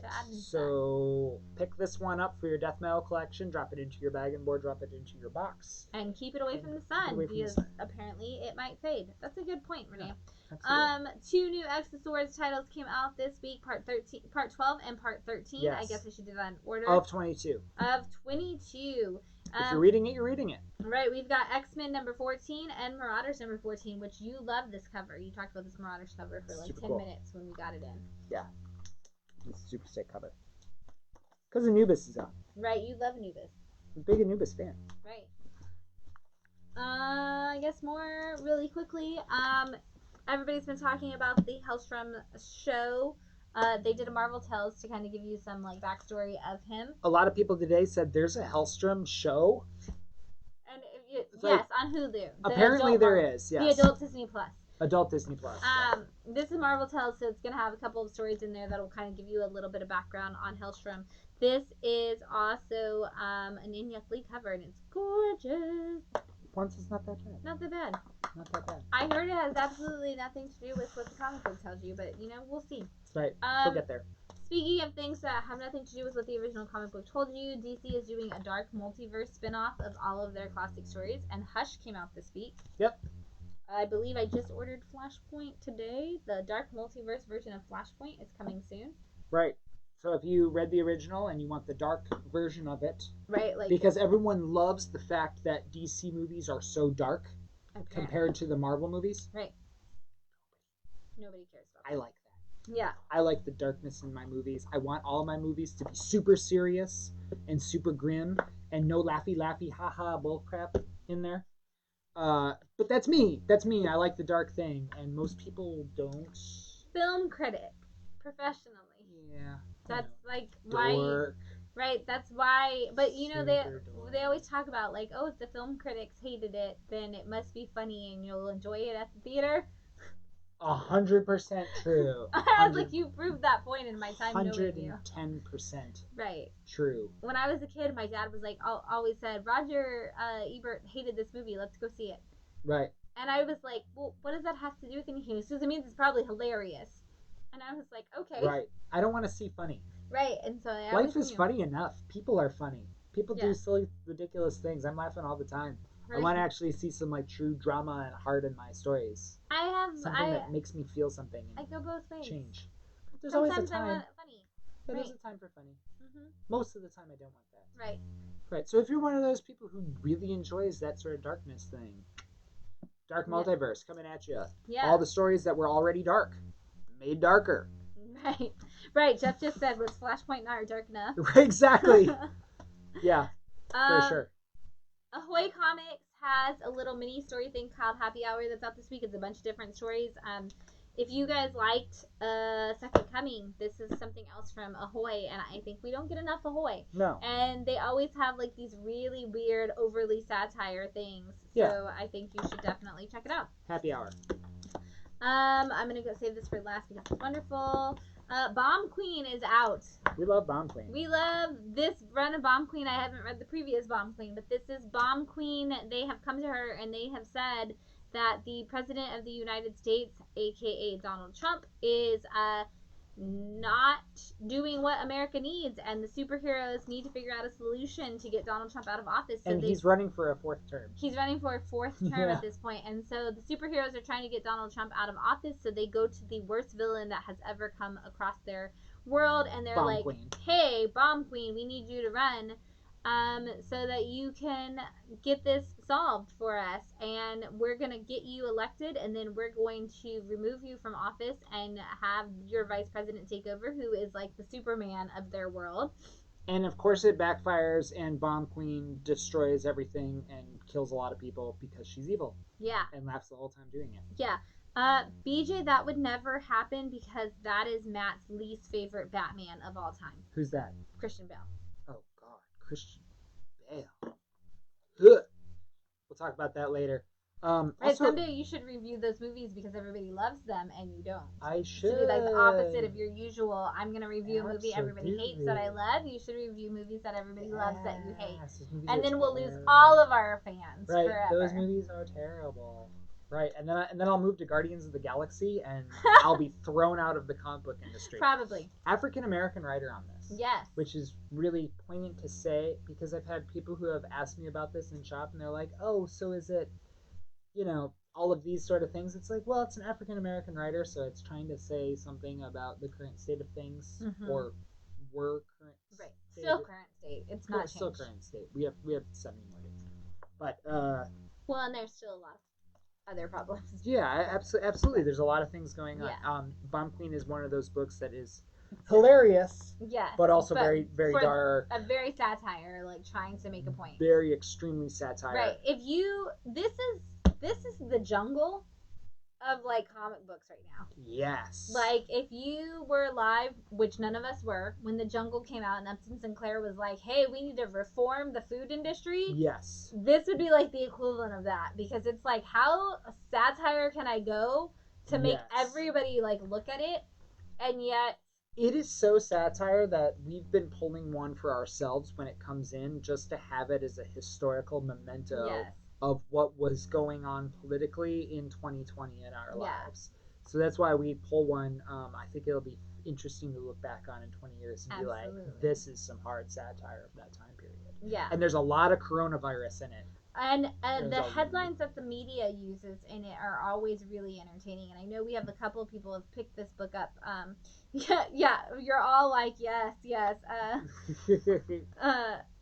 Juan's like, set this aside for me. Yes, Juan, I will definitely get you some of this. Oh my God, Juan, the fact that you're not already on this actually is surprising to me because you're gonna come in and we gotta have a conversation. There are 3 issues. So far. I don't know if we have issue 1 anymore. I will look and see if it's available if we don't, because it's so good. It might be tough. Yeah. Even Renee said intrigued. Gotta. Yeah. There was that. What was the Donald Trump who? Trump who laughs. There's Donald Trump who laughs, and there was one before, the Trump Hulk or whatever, the Trumpster. Well, there's been tons because there was, since 2016 there've been tons. Right. But yeah, there was the original Trumpster one. There was a Hulk 181 homage cover, and I think it's Bernie Sanders, and he's fighting Hulk Trump on there. That book's like $80 now. Right, and Trump's Titans is like high up Trump's there Titans, too. that's the one. Trump's Titans, I think that's actually it. Those books are worth a fortune. And the Grinch one, where it's the orange covers and it's Donald Trump as the Grinch. Those also are huge. Fortune. Yeah. Fortune. Things like this, they're like they're like old political buttons. Yeah. People collect old this campaign is going to be buttons. the equivalent of that. Absolutely. I love things that really date a piece in time, and especially something that's so on the nose satirical. Yeah. Yeah, it's neat. I want you to know Jerry is on your side. He's with Matt, not a fan of the Christian Bale Batman movies. We're very much not. That's not our Batman. Right. Per se. Why so serious? Right. And now here I am with that, right? Like, right. It's like, oh, you almost went too dark for me. Yeah. Joker should be insane. Right. And BJ said Matt hates the Nolan Batman movies. He literally created the template for all the DC movies to go grim, dark, and over serious and pretentious. True. Didn't Tim Burton though? Right, he was already grimdark. Didn't Tim Burton? And then what's his name? Schumacher went in the comic booky direction with it. When I think of Tim Burton going pretentious, I think of the part with the soup where he's like, "Why is the soup cold?" Yeah. And he's like, "It's supposed to be cold," and he's like, "Ugh." I'm like, that's what I think of in the idea. It's supposed to be cold. It's supposed to be cold. But at the same time, Tim Burton's movie could have split in two ways. Yeah. Because it did have the comedy side of it, yeah. and it did have the pretentious dark side of things. And it split in half, and the comedy side went into the Schumacher films, the comic-y, colorful, fun-loving side of it. And then after that, they were like, no. We shouldn't have gone we the comic shouldn't book have way. done the comic Nobody book liked way. the nipples. Let's move on. Right. The jokes were too much. The jokes were too much. That's not us. The Batman the Animated Series plot. No one really liked Batman the Animated Series. Which everybody did, but Warner Brothers No makes one terrible really decisions. likes 1960s comic books. No one really liked Adam West's Batman. Right. Let's just take the darkness of it and make Christopher Nolan series. And if you're going to break it down for me, and I've had this conversation in the shop a lot, Schumacher 100% of the time. Right. Which is funny because, again, I like my right. movie serious. But unlike what Warner Brothers apparently thought all Batman fans wanted in what you just said, because those are not your opinions, those are what Warner Brothers must have been thinking when they made those decisions. Yeah. When I think of Batman, like fun, I think of 1966, and then I immediately think Batman and Robin, Joel Schumacher. Yeah, same it's thing. The same movie. Same movie. It's just in a 90s filter. And, yeah. And like my favorite Batman movie of all time is Batman Returns. Totally. 100%. And it's a great Christmas movie. But 100% a great Christmas movie. Yeah. And I wanted nothing more than to be Catwoman from seeing that movie. But yeah, I think I definitely think we should review these because we have lots to say about them. Because I think that if I rank the Batman movies in order, those are definitely not near the top. Yeah. And I think that you're right. Like the Joel Schumacher movies, like they definitely feel more classic, like you said, the animated series and the 1966, and it's all the like fun parts of Batman. And I think we get so much of Batman. There are literally like 8 Batman titles out right now, and another one to come next month. I just ordered a new Batman title. Again, we have so much Batman, and it's always serious, and so it's kind of fun to get like to highlight the non-serious parts of Batman. Yeah. I don't know. We have a lot of people who have opinions on this, so definitely we should obviously review these movies. Excuse me. Because no COVID. Renee said Joker is more scary when he seems sane. Juan says Batman straight up killed dudes in Burton's Batman. BJ said, also in regards to Batman movies, I only enjoyed Dark Knight. Parts 1 and 3 are meh. Tim Burton still had jokes, and more importantly, were fun. Jerry said, Bruce Wayne, you've kind of got a dark side, don't you? Selena Kyle, no darker than yours, Bruce. I love Batman Returns. Yeah. Brian said Batman 89 will always be his favorite. Michael Keaton, and BJ said Michael Keaton is definitely my movie Batman. Kevin Conroy, though, tops him for favorite on-screen Batman. Which I think Mark Hamill's the best Joker, so. I do, too. I like insane Joker. Yeah. Where Joker seems to be like, he's shooting off laughing gas everywhere, and he's probably taken a few huffs for himself. Yeah. Because he's an insane criminal. Like, you would expect him to kind of do that sort of a thing. And that's why I agree with Brian here. I'm kind of a Batman 89, Batman Returns guy myself, because you do get the comic book filter of it all. You get that Cabinet of Dr. Caligari, weird, twisted Gotham City streets, which I really love. Tim Burton's career is Cabinet of Dr. Caligari made into movies, into a franchise, as it were, right? The Tim Burton franchise of it all. But you've got that, you've got the comic book side of it, and you also have the super serious side. Yeah. You have that pretentious side, and you kind of need the two of them to shake hands. Right. Otherwise you get Ant-Man. you know, and that's fine or whatever. But I don't want to see the 40-year-old virgin as a comic book movie, as it were. You know, Yeah. it's I don't know. Yeah. Um. Yeah. Brian said Conrad did great on screen. He's the voice, just like Hamill's the voice of the Joker. And Joshua said two things. One, I forgot, where did the other one go? Well, Joshua. Oh, anytime I read comics, all I hear is Kevin in his head. And Batman '89. Shout out to Prince, which we played. Oh, in. Yeah. absolutely. Electric Chair is jam. Yeah, Man, I love that you song. were actually playing Prince in the store today. Playing Prince in the store today. So, yeah. Love Prince. See, Late Prince. We obviously got to have some Batman movie conversations for future. Batman '89 was so massive that everyone wanted to replicate it. Warner Brothers came out with that movie. Immediately, Disney was like, Dick Tracy. Right. And they were like, well, who do we get for the score? They're like, Danny Elfman. Right. And Danny Elfman's score, they're like, well, what do you want? And they're like, the Batman soundtrack. Yeah. And you listen to it and you're like, this is just the Batman theme, kind of played in reverse. Because Disney was trying so hard and putting so much money into it because they knew at that moment that Batman was going to become the main guy. You guys the who tables have turned. Absolutely. You guys who are older and old enough to know that when Batman '89 came out, Superman was the guy. Yeah. Everybody wanted everything Superman. Yeah. And those movies were coming out, and we've now kind of forgotten that Superman 3 and 4 at this point. We don't even talk about them. Right. People haven't forgotten Batman Forever and Batman and Robin. Those still came out. And then we got 3 more freaking movies. Right, and we're still getting Batman movies. We got Superman Returns in the meantime, and that's just a nod to Richard, what's his name? Donner. Richard Donner. It's just Bryan Singer making a nod to, and Bryan Singer already had X-Men at that point. Right, but then he messed up X-Men, so he was like, I'm gonna walk away and pretend like I never did X-Men. 3 is one of the worst movies of all time, and that's the Superman movie we got. Yeah, that's the Superman movie we want.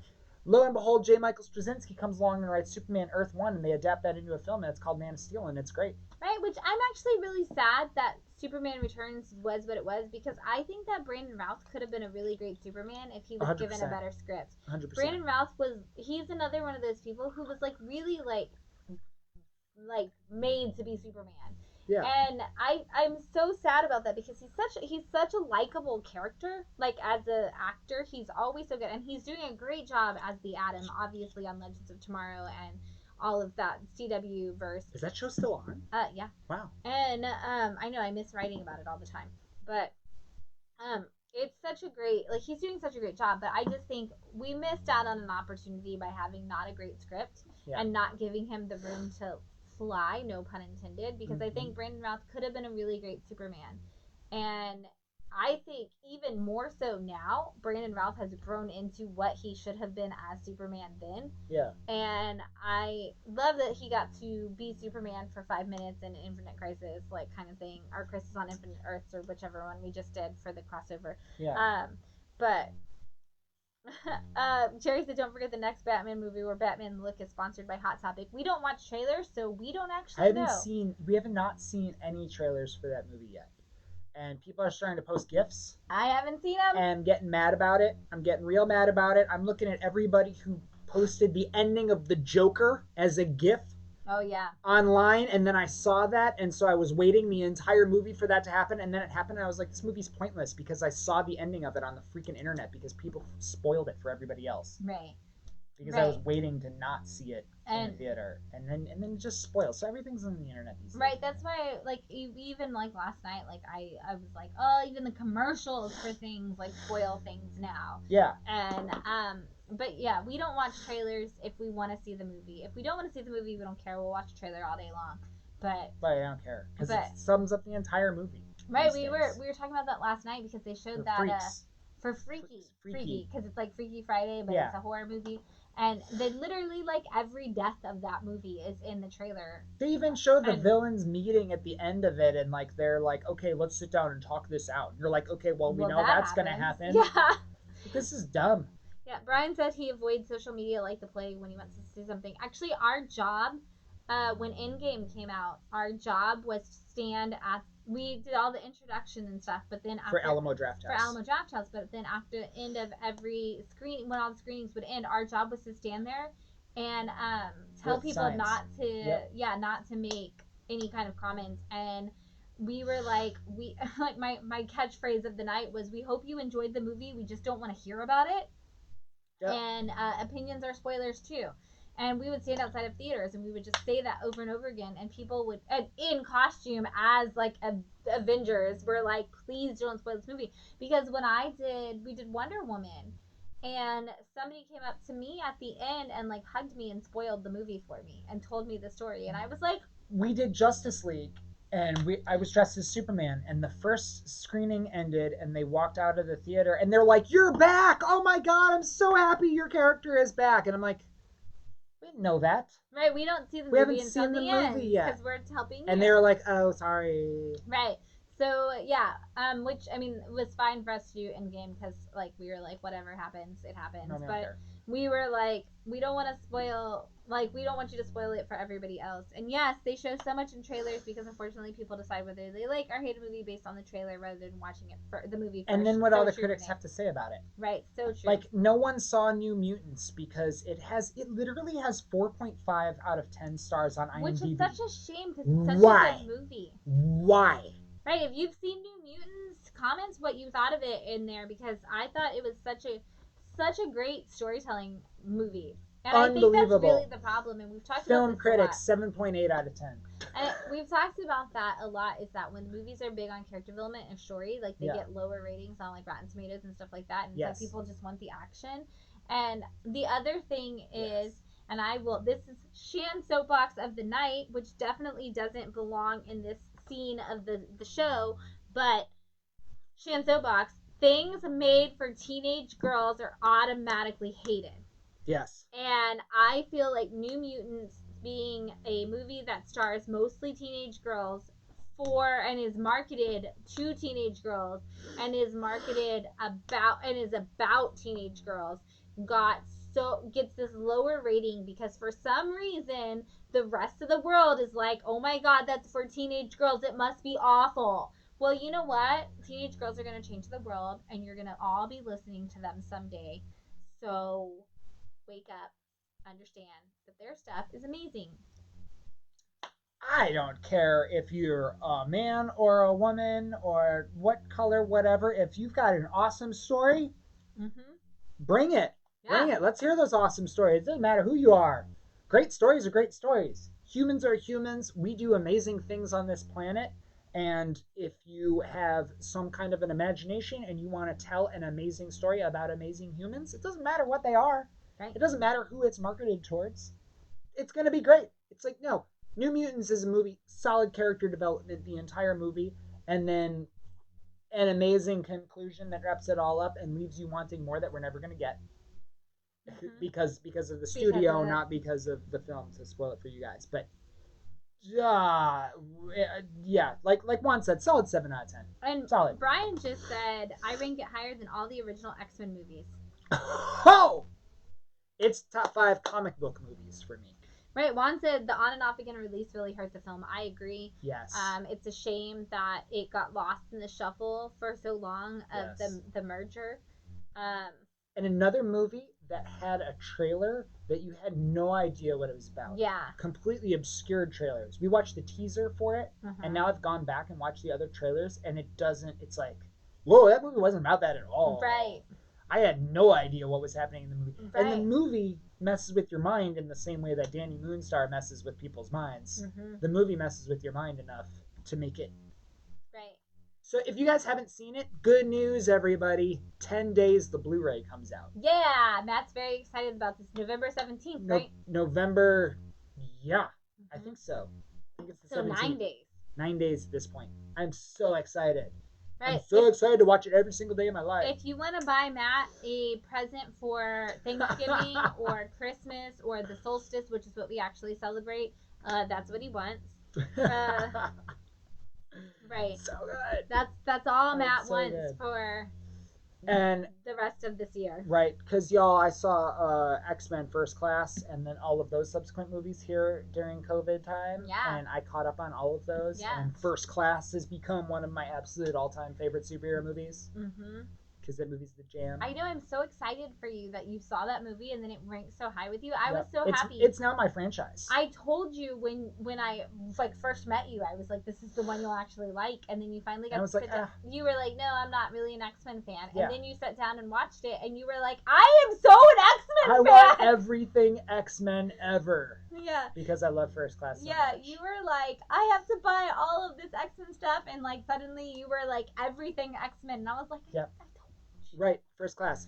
And Henry Jackman doing the score to that. Henry Jackman's that name? Yeah, that is his name. Okay. Yeah. Henry Jackman doing the score for that. He also did Kick-Ass scores. He did the Kick-Ass score. Super awesome. Yeah. Love his score. I'm a big fan of Hans Zimmer. I'm not a big fan of Hans Zimmer in general. Right. I love his Man of Steel soundtrack. Mm-hmm. If you guys have heard the Dark Knight soundtrack, point out one melody in that soundtrack and we can call it a soundtrack. Otherwise, it's dark tones. It's like Forgetting Sarah Marshall. I was going to say it's Forgetting Sarah Marshall. Yeah. What's the theme to the Dark Knight? Which is another reason why the Dark Knight is not that great of a movie, because there is no melody. And Danny Elfman's score from '89 is like what makes that movie magic, I think, in a lot of ways. Perfectly timed, by the way. Yeah. Joshua just said he loves your shirt as you're going bong into the camera. Bong, right. Shining for all you. Brian said First Class is to the X-Men movies like giant size X-Men is to X-Men comics. Oh, love hearing that. Right. That is what's up. Brian, you're speaking to my heart. And BJ said check out Bill Sienkiewicz's run. That's how you say his name, right? I always say it wrong. Sienkiewicz is run on New Mutants because you will love it. Yes.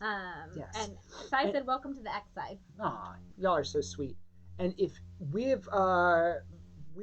know a small child, young girl who is really into Wolfsbane. Yes. If you guys out there could recommend us some Wolfsbane titles in the comments, so that we can get some cool Wolfsbane titles to give to a small young girl who is very excited about Wolfsbane being a character. After seeing the movie. And if you are in book club and you need to think about it and bring those to book club tomorrow, her father is in book club, so he would love to hear that. So if you have some great Wolfsbane featured comics, please bring them. Yeah, like this is the Wolfsbane story you need to read. If you're a Wolfsbane fan, this is your story. Like, drop that in there because we definitely are looking for that for her. It's another thing about the New Mutants. Didn't know the New Mutants before I saw the New Mutants movie, and now I'm like, all of these characters are awesome. They all have their own thing. They're dynamic. Right. Works well together as a team. Dynamic. I was very excited for you because you didn't know magic even, and I was so excited for you to learn about magic because I love magic. I think she's a great character. Right. And Danny Moonstar, oh my gosh, like so awesome. Right. And if I need to like anything in this world and Anya Taylor-Joy is like, hey Matt, come look at this amazing thing, I'm gonna be like, yes, Anya. Right. Cool. Right. Anya Taylor-Joy can do no wrong in your eyes. Whatever you need. Whatever you need. You're so cool. Yes. Can we hang out and just be cool? Yes. Oh, Juan says Wolfsbane is the most tragic character. She doesn't have such positive stories. Get the issues with Wolfsbane and Cat's Eye. If you have specific numbers on which those issues are, Juan, drop those because I know you have X-Men knowledge with your podcast, which also, by the way, I know somebody who wants to be a guest on your podcast. Just so we're clear. Also, y'all drop the podcast link into the comments. So everybody has something to listen to. You guys are doing great. Ooh, first Peter David run. All fairly kid-friendly. Extinction Agenda, New Mutants run. Thank you, BJ. I knew you guys would. Yes. Right, BJ also probably wants to be on your... Right, and saying kid-friendly. Yes, thank you for bringing that up. She's 11 years old, 10 years old, so... All right, real quick, rapid fire. Yeah, 30 rapid seconds. fire. U.S. Agent's back, so if you guys know U.S. Agent, this is somebody who's not Captain America. This is like the bad, like a B version of Captain America. And then Peach Momoko, Horizon Zero Dawn. I know a lot of you are on the Peach Momoko train. Here it is. Peach Momoko's been doing these Horizon Zero Dawn video game comic covers. And then, most importantly, because we are talking about Danny Moonstar, it is Indigenous People Month. November is Indigenous People Month. Marvel is celebrating that by releasing a title called Indigenous Voices. I am so beyond excited about that. I probably ordered way more than we need. I don't care. Because that's what comics is about. I'm going to put it in everybody's hand, whether you want it or not. You're going to get it. You're going to love it. Why is this in my box? Because it's amazing. Right. And it's so great. All of the artists and writers on it are actually American, American Indian, Native American, First American, however you want to say that.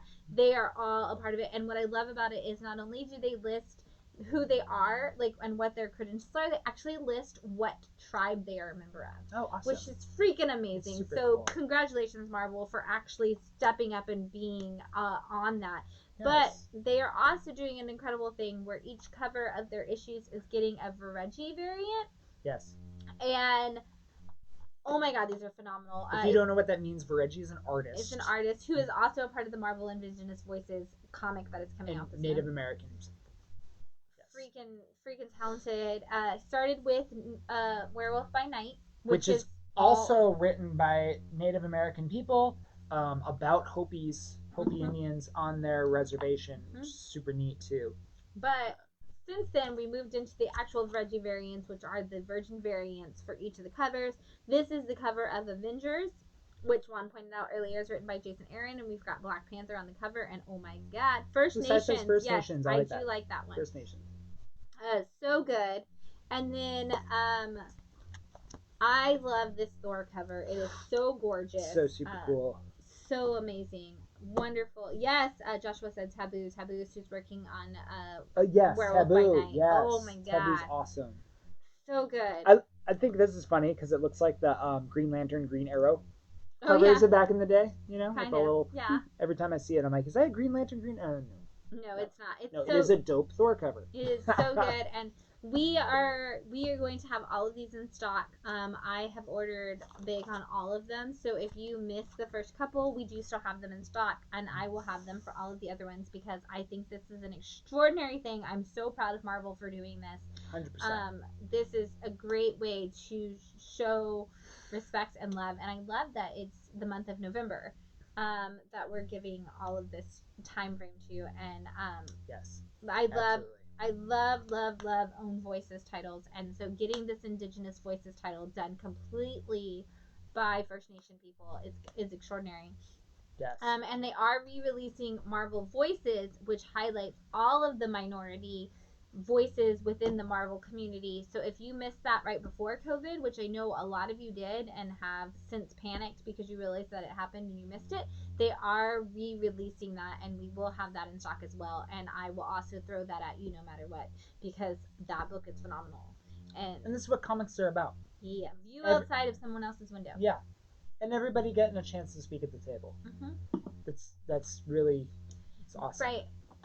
What was it? I think it was Holland. I think it was that our friend Derek told us at the end when they completed their COVID quarantine and they had figured out how to keep everyone safe. They have a bridge that they put a giant table on, and they had a dinner in this town, and they had everybody come to this giant dinner that was like, everybody come to this seat at this table and share your experiences and relish in the fact that we're all still here and we're all working together, and bring your thing and we're going to have this moment. And that's how I feel comics are. And it's like, hey, we all come from somewhere else. We all have this different thing. We're all going to bring this to the table, and we're going to share these moments together, and tell me your story while I tell you mine, and let's all come together and celebrate the fact that we're still alive and we're still flourishing, and we can help each other grow into the future. Unbelievable. Mm-hmm. That's what's up. That's what it's all about. That's what's up. What's that? What do you have there? Those are prizes. Oh, prizes. Yeah, but you don't have prizes now. All right. Well, real quick, we're gonna run through some trades. I'm gonna run through these trades real fast.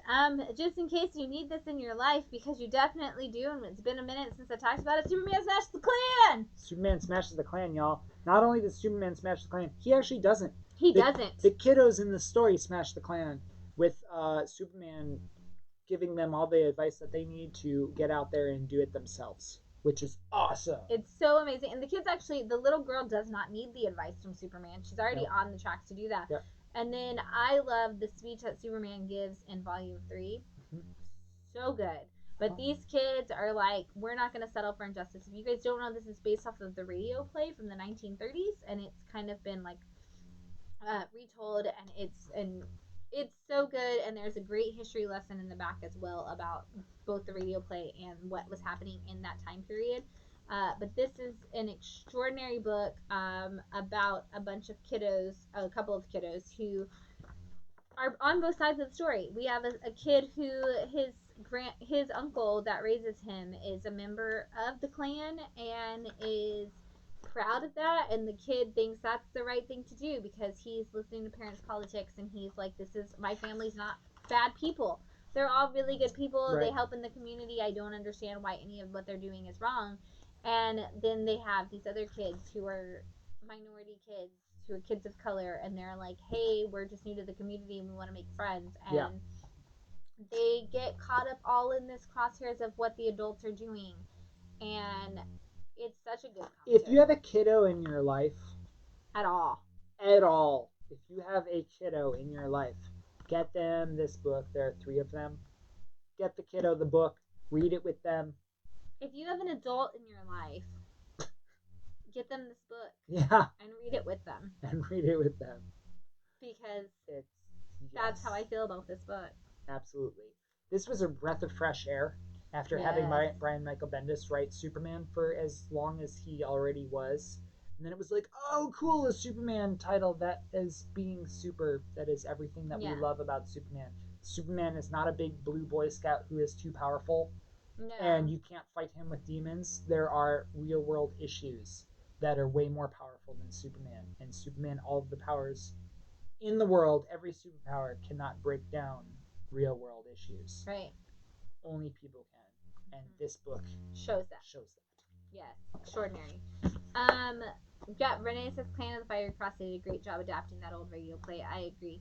Another one of those kiddo books I don't talk about a lot because I read and write YA, so I often forget that kiddo books are not necessarily for kiddos because that's what I read a lot of the time. But this is Mira Tidebreaker. And speaking of breath of fresh air, Danielle Page did this, which Danielle Page wrote a series of books that takes place in Oz, and it's called Dorothy Must Die, and it's like Dorothy took over after the witch, and she actually becomes like a dictator and a terrible human, and it's all the people trying to like get Dorothy out of power, like she's become worse than the Wicked Witch. Anyway, that series is extraordinary. So I was very excited when she did this, and this came out right after the terrible Mira Queen of Atlantis comic that I will shan soapbox on for the rest of my life because it's awful. Don't read it. I own a comic book store, and I will tell you not to buy a comic. Do not buy Mira, Queen of Atlantis. But you can buy Mira's Tidebreaker because it's so much better than that. And this is an actual original graphic novel. It's its own thing. It's standalone. And it is the story of Mira. And it's teenage Mira. It's her life. It's her story. And we do get a little bit of like meeting, like that first meeting with Arthur and like the kind of adorable like little relationship that comes with that. But it's such a great story about Mira, and it was, speaking of this breath of fresh air thing, coming out of Mira, Queen of Atlantis, and having Mira have no agency in a book that was with her title. This was extraordinary to have this moment where we actually got to see Mira kind of like as a teenager have more power and more agency than we did in that entire Mira, Queen of Atlantis book. So if you like Mira and you're like, how come she always gets the short end of the trident? This is a better book for you. This is the one. Gotham Academy, we talked about this last week. We have this in stock. This is volume 1. This is where we're seeing the new Robin for Future State. Absolutely. Who's probably not written on there. Name is Maps. Oh, yes it is. Okay. Maps Mizuguchi. And she's going to be the new Robin, which is super exciting. And so read that. Right, it is Becky Cloonan. We love Becky Cloonan. It's adorable. If you guys pick up the Dark Multiverse version of Hush and you are like, oh crap, I don't actually know what happened in Hush, guess what? We have the trade for that. So. Yeah, we got Hush. Get Hush. Haven't read Hush? Read Hush. It's one of those great Batman stories. Right. Yep. Jeff Mado's about to comment and tell you, everybody read Hush. Everybody read Hush. I know Jeff is always good at catching that. If you guys don't know, Brian Lee O'Malley, Snot Girl, this is actually our book club. Not this week, but next week. We're going to be doing issue 1 of that as part of the Dollar Reprint book club. Feels all nice. I know it's got that glitter on it and everything. But it's from the creator of Scott Pilgrim. Yeah, Brian Lee O'Malley, whom I love. If you love Scott Pilgrim, you're going to love this book. It's going to be a lot of fun. It's going to be a fun one to do for book club, too. I'd like to do Scott Pilgrim for book club. I don't know why there isn't a dollar issue of that. I don't know why there's not a dollar issue of Scott Pilgrim. There should be. We're seriously digging deep for these dollar issues to make sure that they're cool. We're getting we're like, everything that we want to do, they don't make a dollar issue of. We've also gotten, they are not printing them as much as we are doing them now. Yeah. And like DC has stopped theirs, and Image kind of already has like their Image first that they're out. They know. So we're at the point where now it's like, well, whatever Marvel does, it's kind of where we're at. We're going to have a bunch of Marvel ones in a row. Things that are on the horizon are going to be first Black Cat. Yes. First Thunderbolts. Possibly Franklin Richards. Taskmaster as the Black Widow movie approaches, probably as we get closer to that.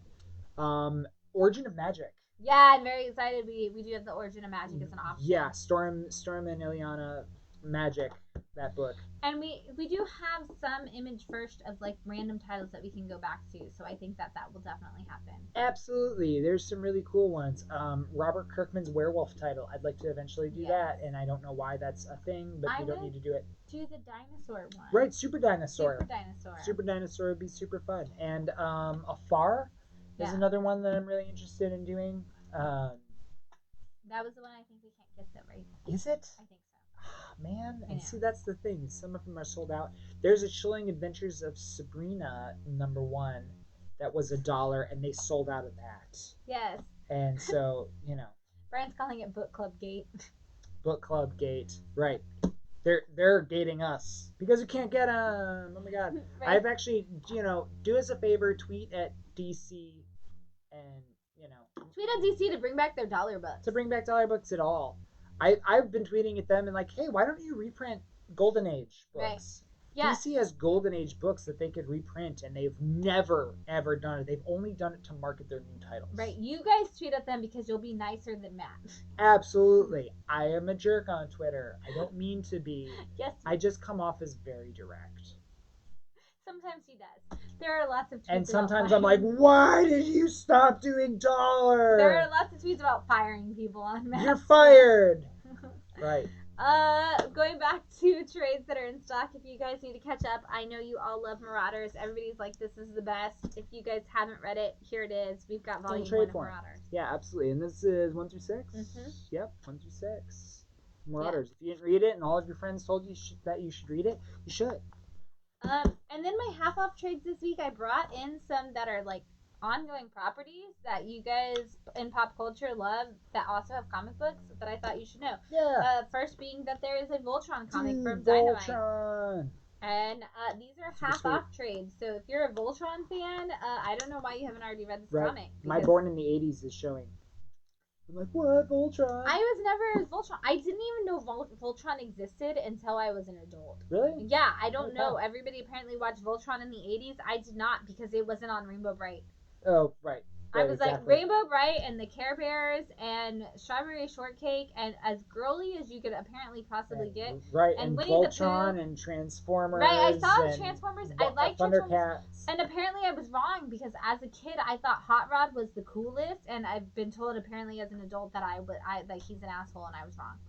Right. So. And Starscream was right all along or something. I don't know. I just thought that I thought Hot Rod was cool, and apparently I was wrong. So I'm like, okay, well maybe I didn't like Transformers. I don't know. Right. And I like She-Ra. And the new She-Ra, everybody watch it on Netflix. It's phenomenal. It's over. It's wonderful. You should all watch it. Our 80s is showing. Right. Which is very rare for us. Speaking of 90s. Speaking of the 90s, we always talk about Crisis, like war and Secret Wars and all this stuff. Well, guess what? Cartoon Network, that's the station I'm looking for, did a super secret Crisis War featuring all of their favorite properties. And so if you guys haven't read this, it's freaking hilarious and it's half off. All of them. All of them. Yeah. Johnny Bravo. Powerpuff Girls, I think, are in it. Billy and Mindy. Cow and Chicken. Foster's Home for Imaginary Friends. Kids Next Door. Yeah. Oh my god, Foster's Home for Imaginary Friends is awesome. You've heard of that? Yeah, we'll see, because I have siblings who were born in the 90s.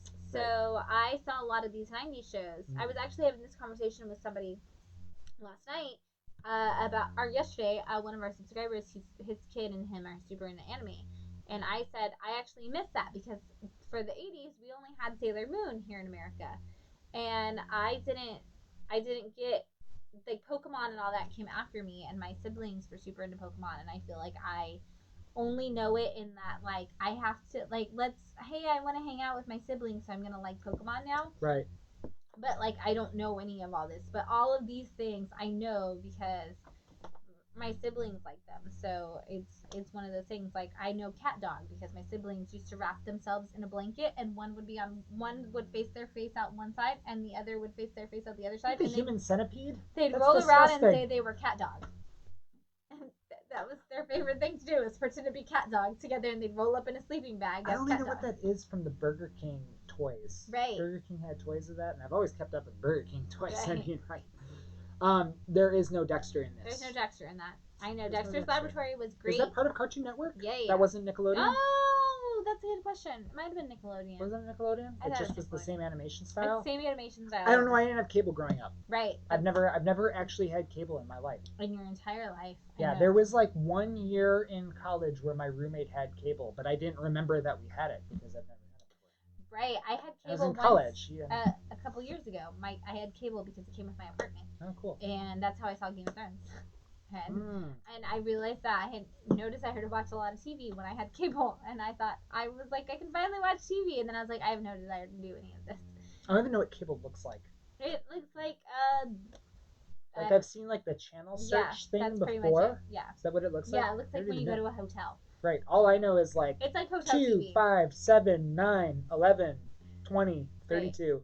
Oh, Guillermo said it is Cartoon Network. Powerpuff Girls seem to be missing. Yes, there are no Powerpuff Girls in there. That's probably because I think Powerpuff Girls might be Boom. Is it IDW or is it Boom? I don't know, but they had their own line of comics, so they probably didn't put them into this because they were already making money off of that. Speaking of properties that are turned into something that's completely different, if you guys didn't know, Jimmy Palmiotti reimagined the Jetsons. This is not for children.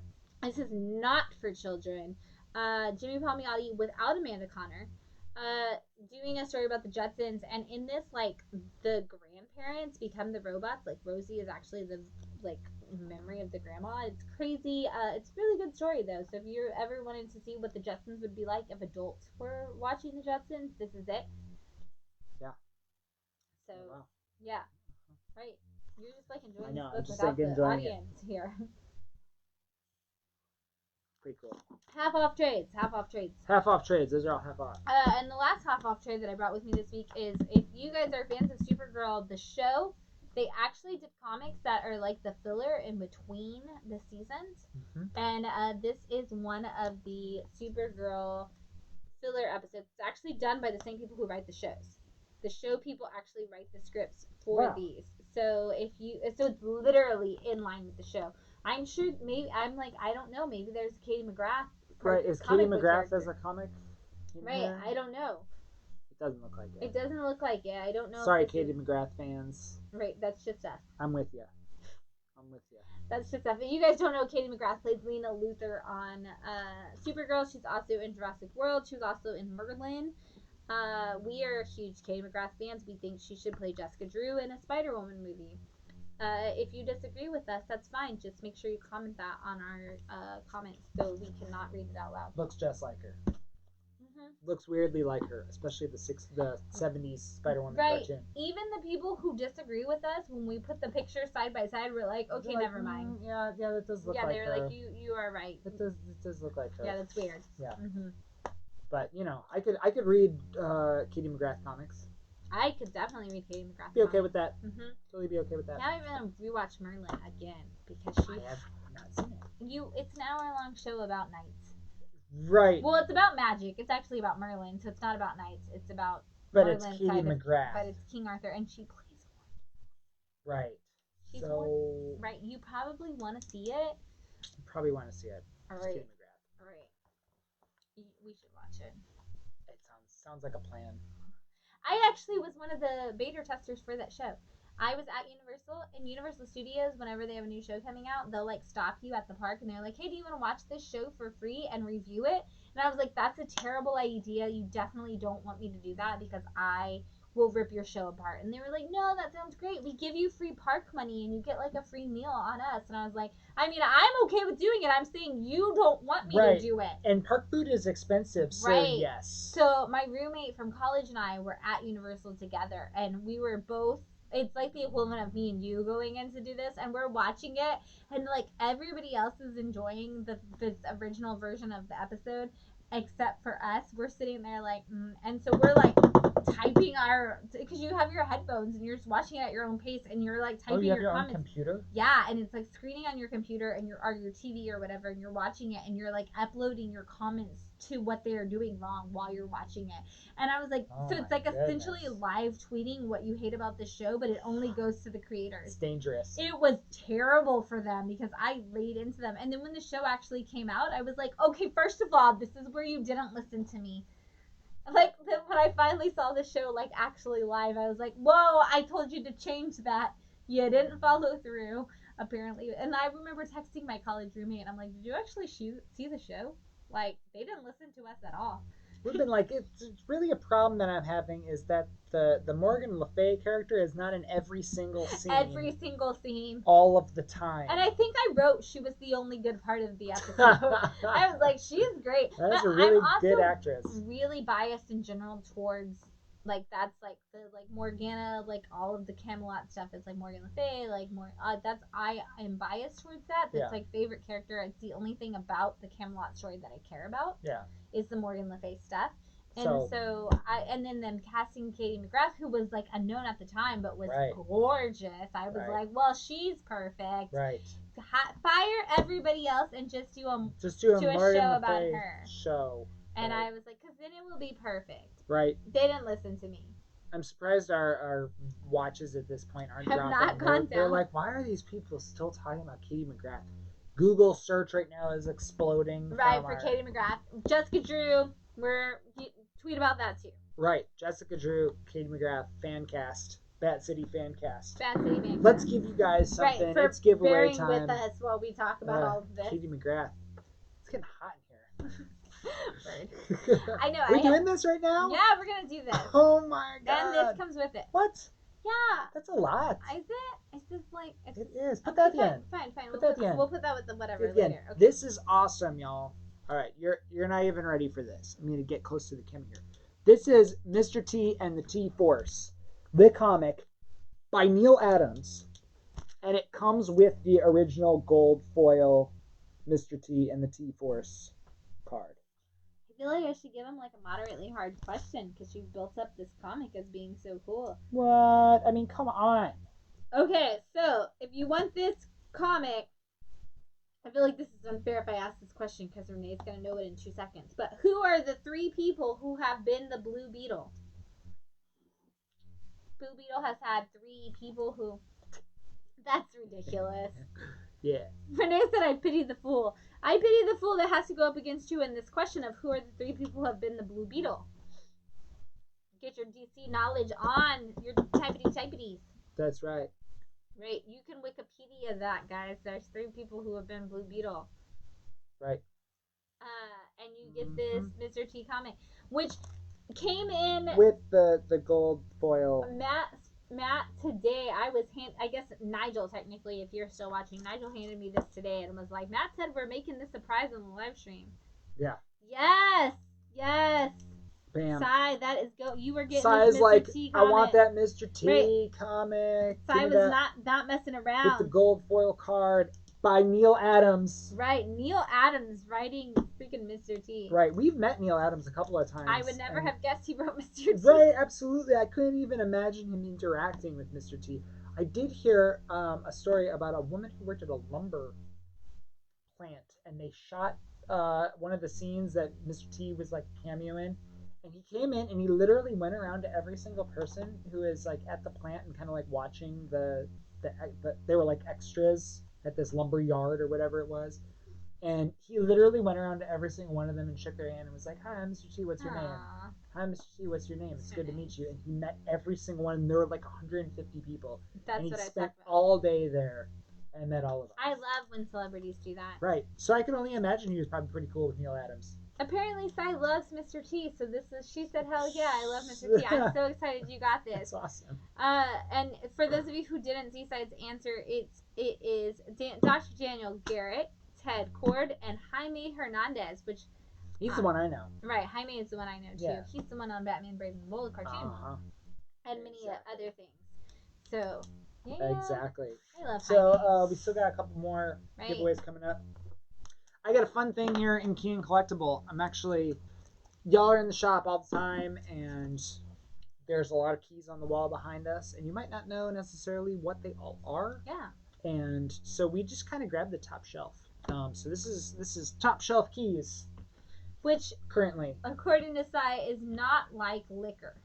No, middle shelf here is kind of the sweet spot. Yeah. You know, like the too high up. We put the ones that people, like this is actually how we do this. We put the ones that people ask about a lot, that I have to get down a lot, on the bottom row. Yeah. And the ones that they're like, oh, can I see that? Can I see that? Usually those are bottom and middle row. And then the top row are just kind of other keys, things that we think are cool, neat first appearances, great collectible. This one's just a storyline. This is the Death of Phoenix, which you guys know, it's X-Men 137, classic cover and all that. They've redone it, but it does have the subscription stamp on there. You didn't have your glasses which on. is super neat. Your Cyclops glasses. I don't. Should have worn them while No, you did that. I should have. Super awesome. Just one of those issues that every comic book collection kind of needs. If you guys, is Stargirl over? Did Stargirl end? Probably for the season. Right, for the season. Drop that in the comments if you guys enjoyed Stargirl. This is actually where Dragon King is from. If you guys watch Stargirl on the DC Universe, it's probably on HBO or something at this point. Is it only on DC Universe? I don't know anymore. Right, The I don't HBO know Max, is anything on DC Universe anymore. Because Who knows? Titans is a DC Universe show. Doom Patrol is a DC right, Universe but show. Doom Patrol's already moved to HBO Max. But now it's on HBO. It's like, no, that's a DC Universe show along with Swamp Thing and Stargirl. All-Star Squadron. Season ended. Really good first season. Awesome.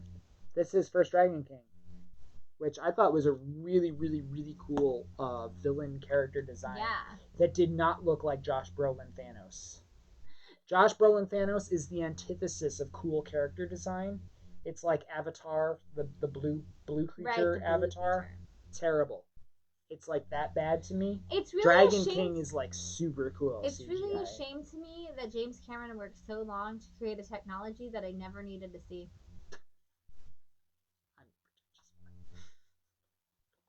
You married me. It's true. Alias #1, first Jessica Jones. Woohoo! Yeah, cool book. Again, a lot of you guys may have this already, but it's neat. I actually don't. So every time I see it when we bring it out, I'm like, I mean, I could have had $40. Right, I could have $40 to get that. It's a cool book. We're big Inhumans fans. We are. Before the Inhumans debuted in issue 45 of Fantastic Four, Gorgon showed up in issue 44. Issue 44 of Fantastic Four and the first appearance of Gorgon. Yeah, and we like Gorgon. We do. We love Gorgon. And I was talking about this last night after watching New Mutants, is what the problem everybody has with the Inhumans show is that they were trying so hard to cut budget for the CGI that they just basically cut all of the Inhumans powers. Yeah. And I was like, the New Mutants did that in a better way, because like Wolfsbane transformations and things, like the way they do it, I'm trying not to spoil the movie, is done in such a way where we don't really need a lot of CGI. And same with Lockheed. And they did such a good job. And I'm like, if the Inhuman show had come after this, we might have had a better chance of how we saved money on CGI. Because the practical effects in New Mutants are so good that they might have thought about that, but they were in such a CGI. And once again, the Inhuman show is ABC Studios, not the MCU. Right. So there's still hope that they can be a part of the MCU, and if you're bringing in Kamala Khan, you gotta bring in Inhumans, and let's just cast the same guy that played Black Bolt on the show to be Black Bolt in the MCU. Yeah. just saying, he was phenomenal, and he's perfect as Black Bolt, and I need to Really hug good him job. in real life. That's all I need. Please do cons. Right. Once cons can let me hug people again. Right.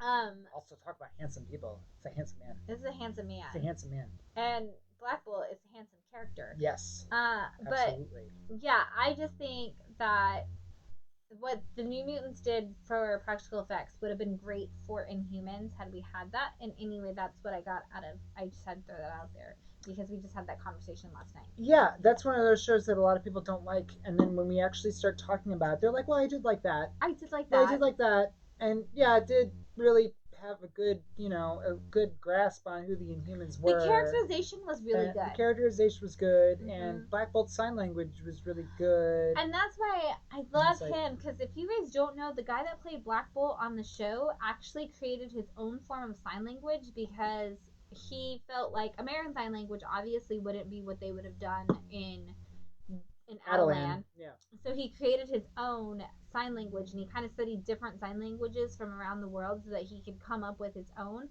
And he just looks so much like Black Bolt.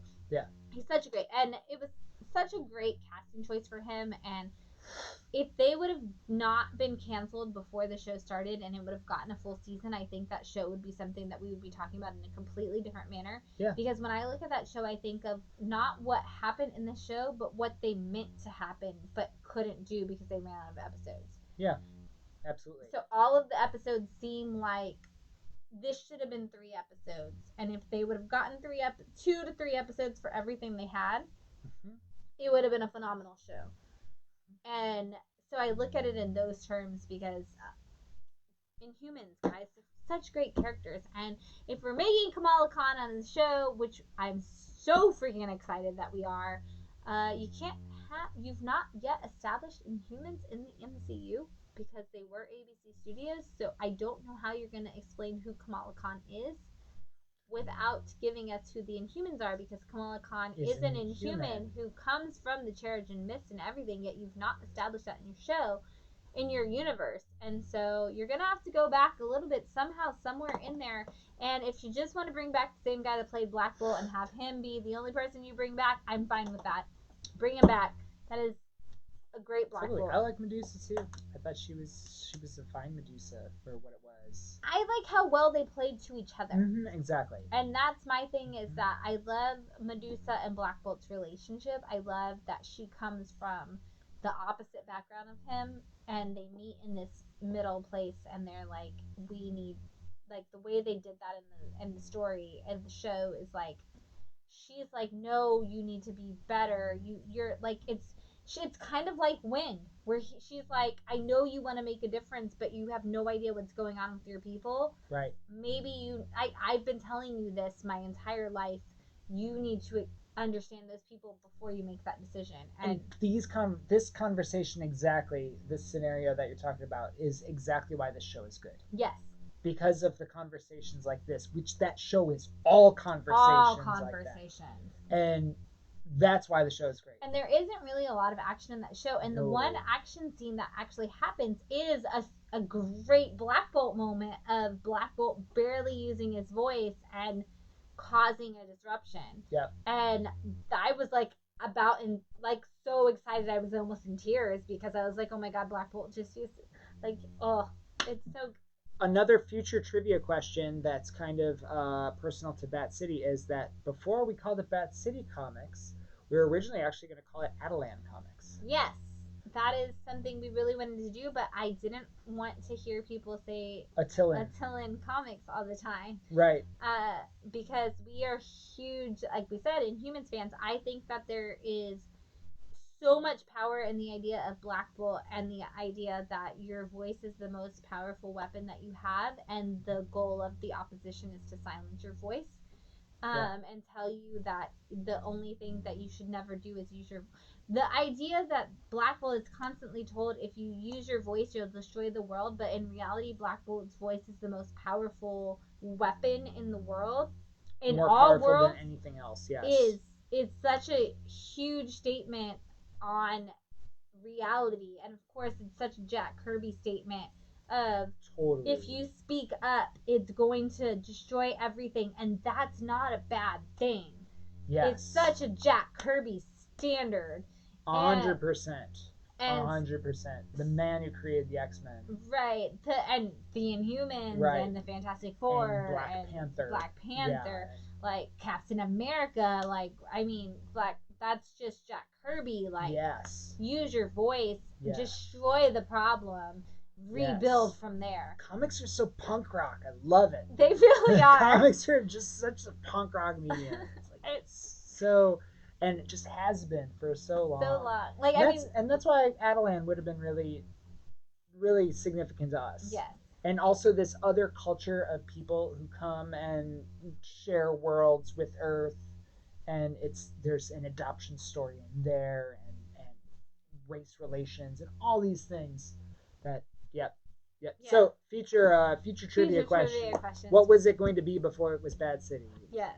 Atlanta's answer. And Guillermo said they're going to probably do the same thing they did when they brought in Scarlet Witch and Quicksilver when they couldn't say mutants. Is they're probably not going to say Inhuman. Right. And that's probably true, and I hope that it's not, and I hope that they just use it as an excuse to bring the Inhumans in through that show. Even if they recast, as much as I don't want them to recast Black Bolt, even if they recast, I'd be okay with it, just because I think we need the Inhumans.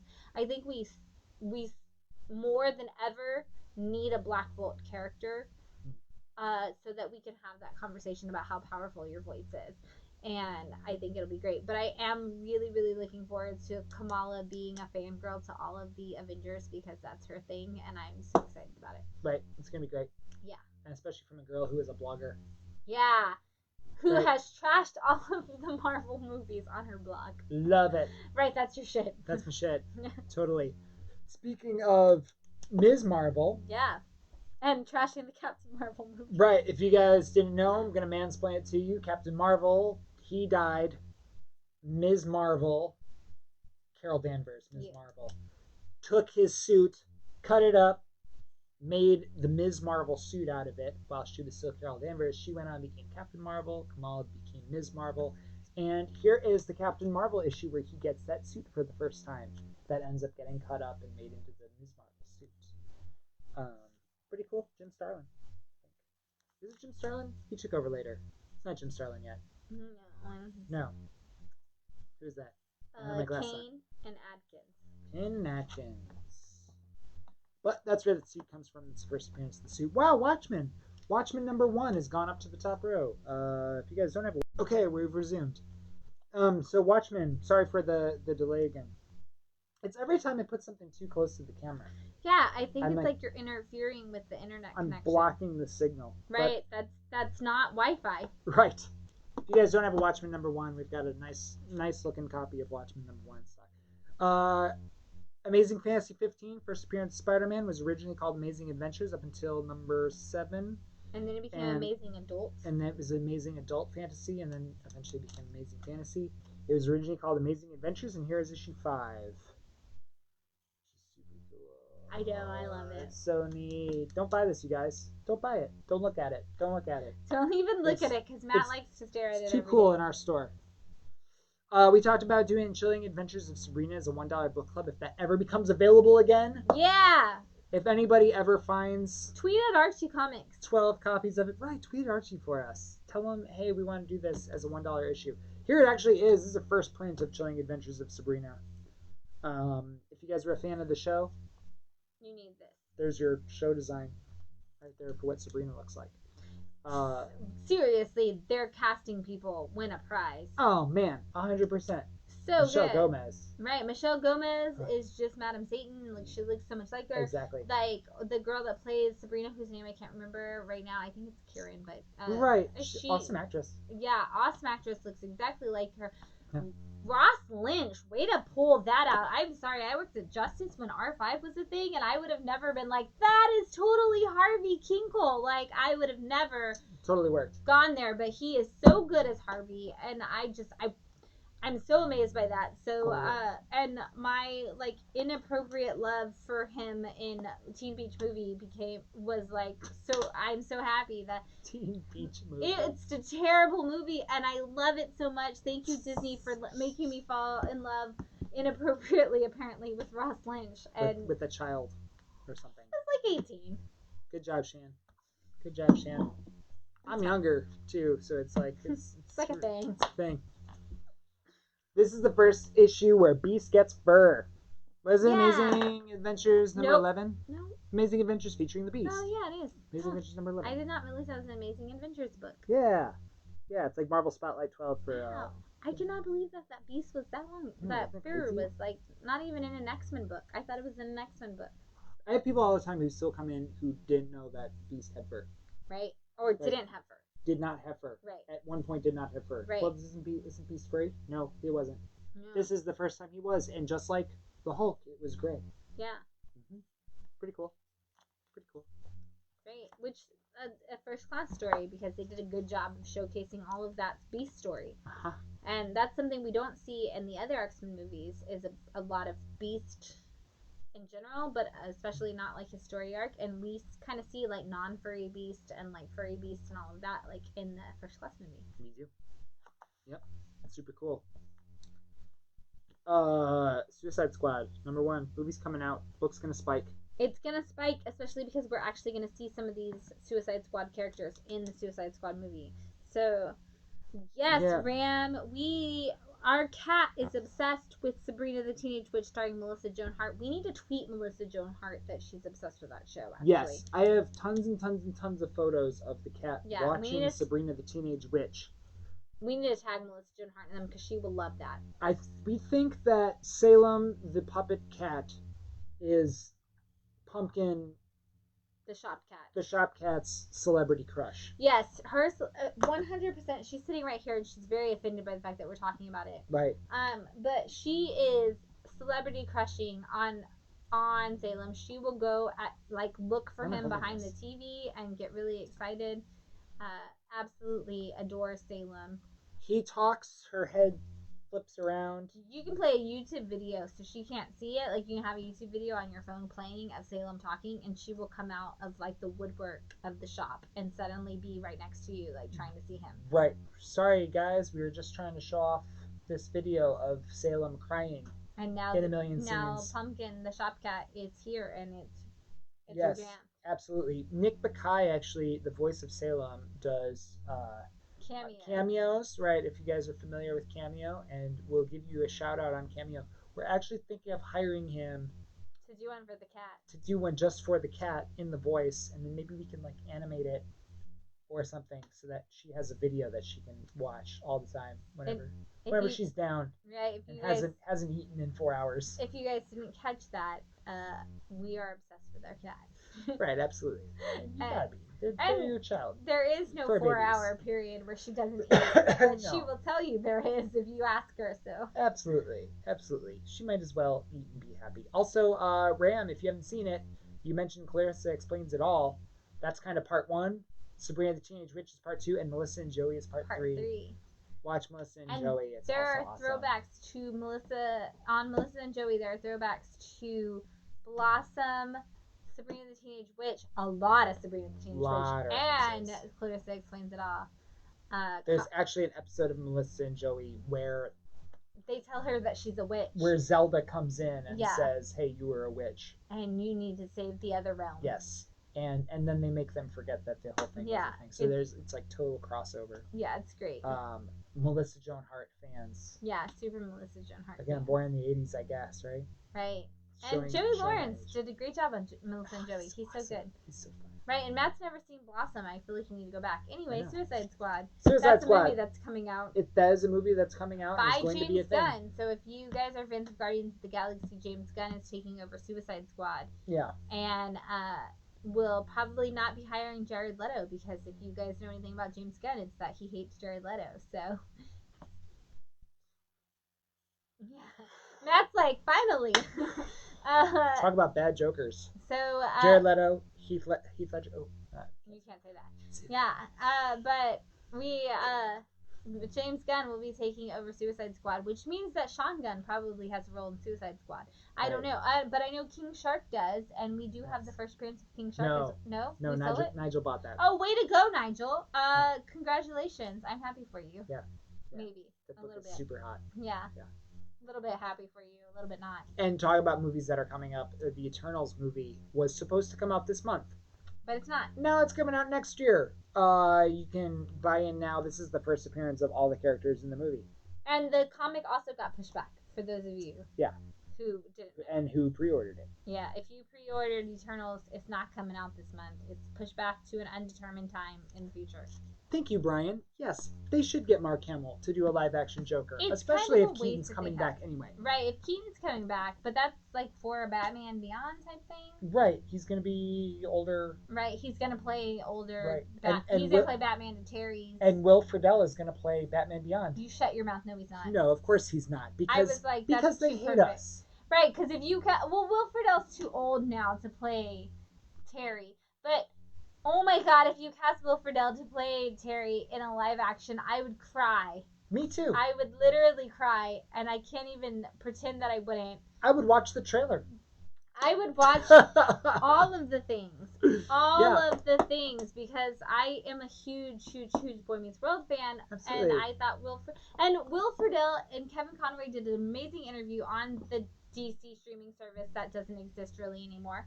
And it was this wonderful thing. Will Friedle said that he really felt like Terry coming in because Kevin Conroy came in as Batman and was like, "This is how you voice act. This is how you voice act. This is how you do it. And this is how you be Batman." And Will Friedle was like, "Oh my god, I actually had lessons from Batman on how to be Batman. It was wonderful," and I like cried, and I was like, I would also cry. Yeah. But anyway, I think they should totally have Will Friedle. Yeah. Play. Don't ever do that to me again. Tease me like that. I was like, I haven't been on the internet. I didn't know.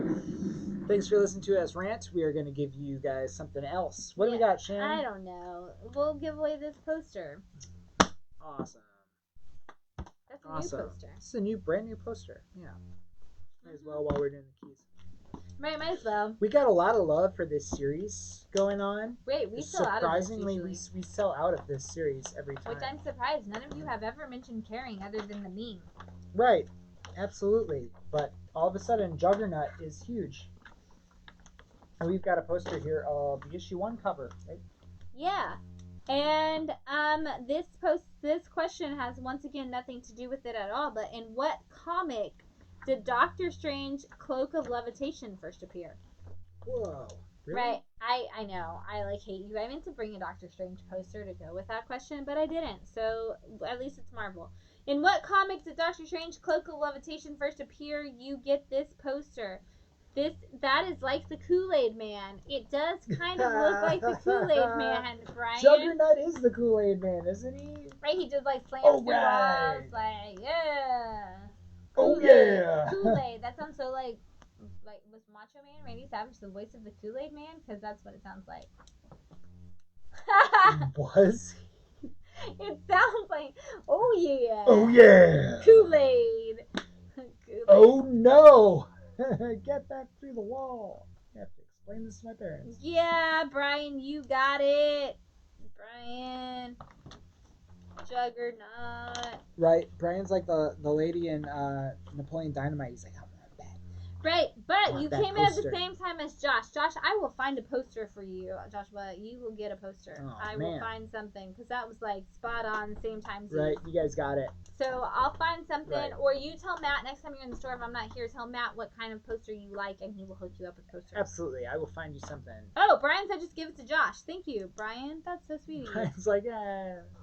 Brian, you are the nicest sharer of prizes. You were so good. The with nicest prize sharer. Absolutely. Thanks for playing along.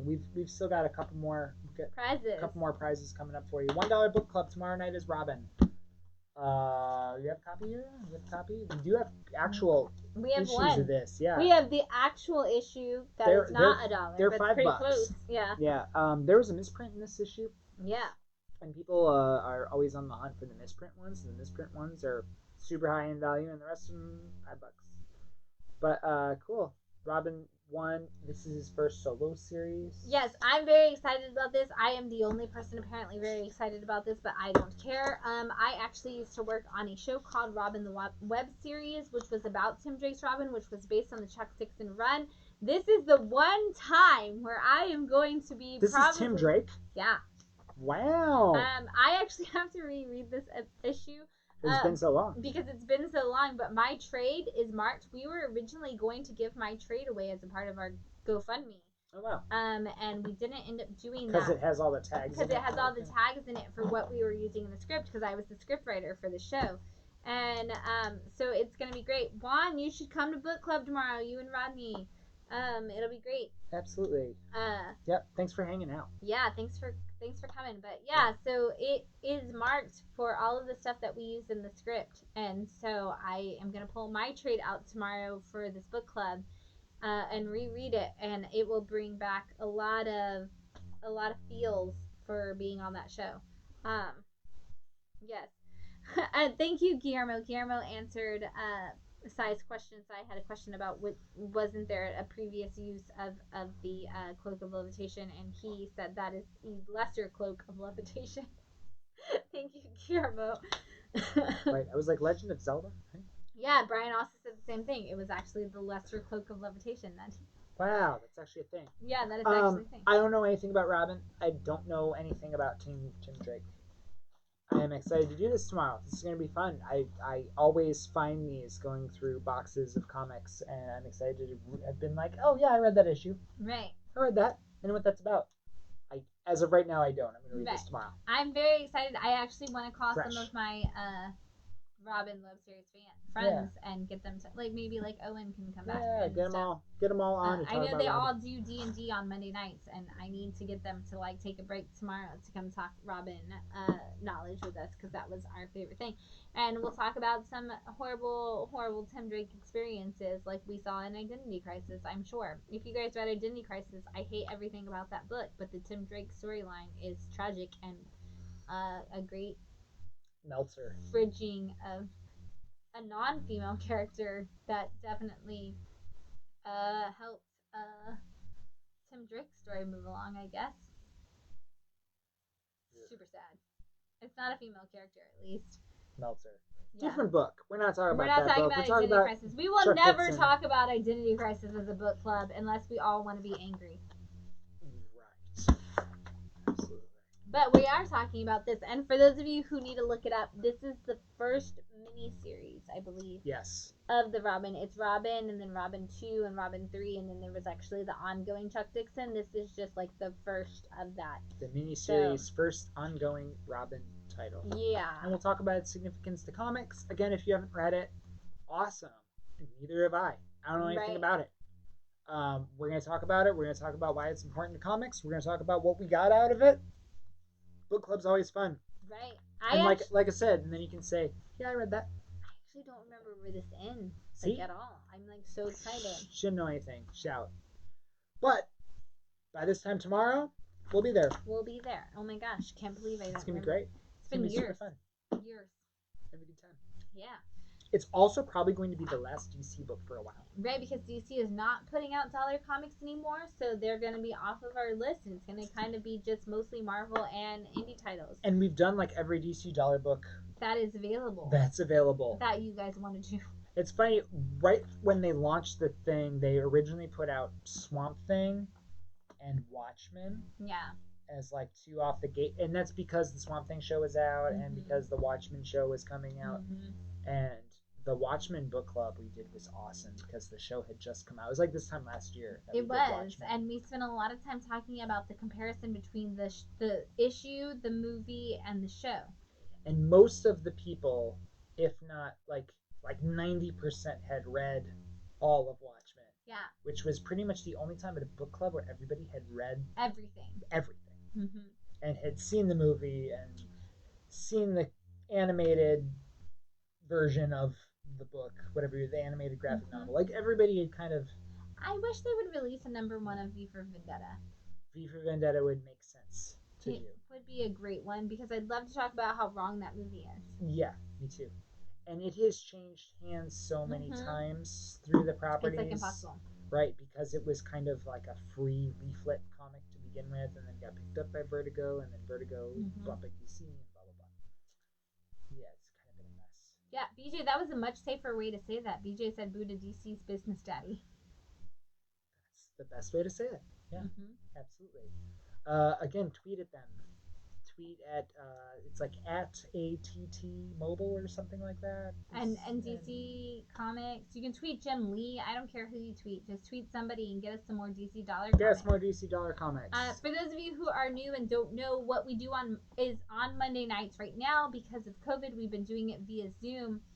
But we do a $1 book club, and it's not $1 to participate. It is a $1 issue. It is the reprints, the DC dollar comics, the Marvel True Believers, the Image first titles, the Dynamite. I don't remember what they called it when they did the boys release, but that's the only one they've ever released.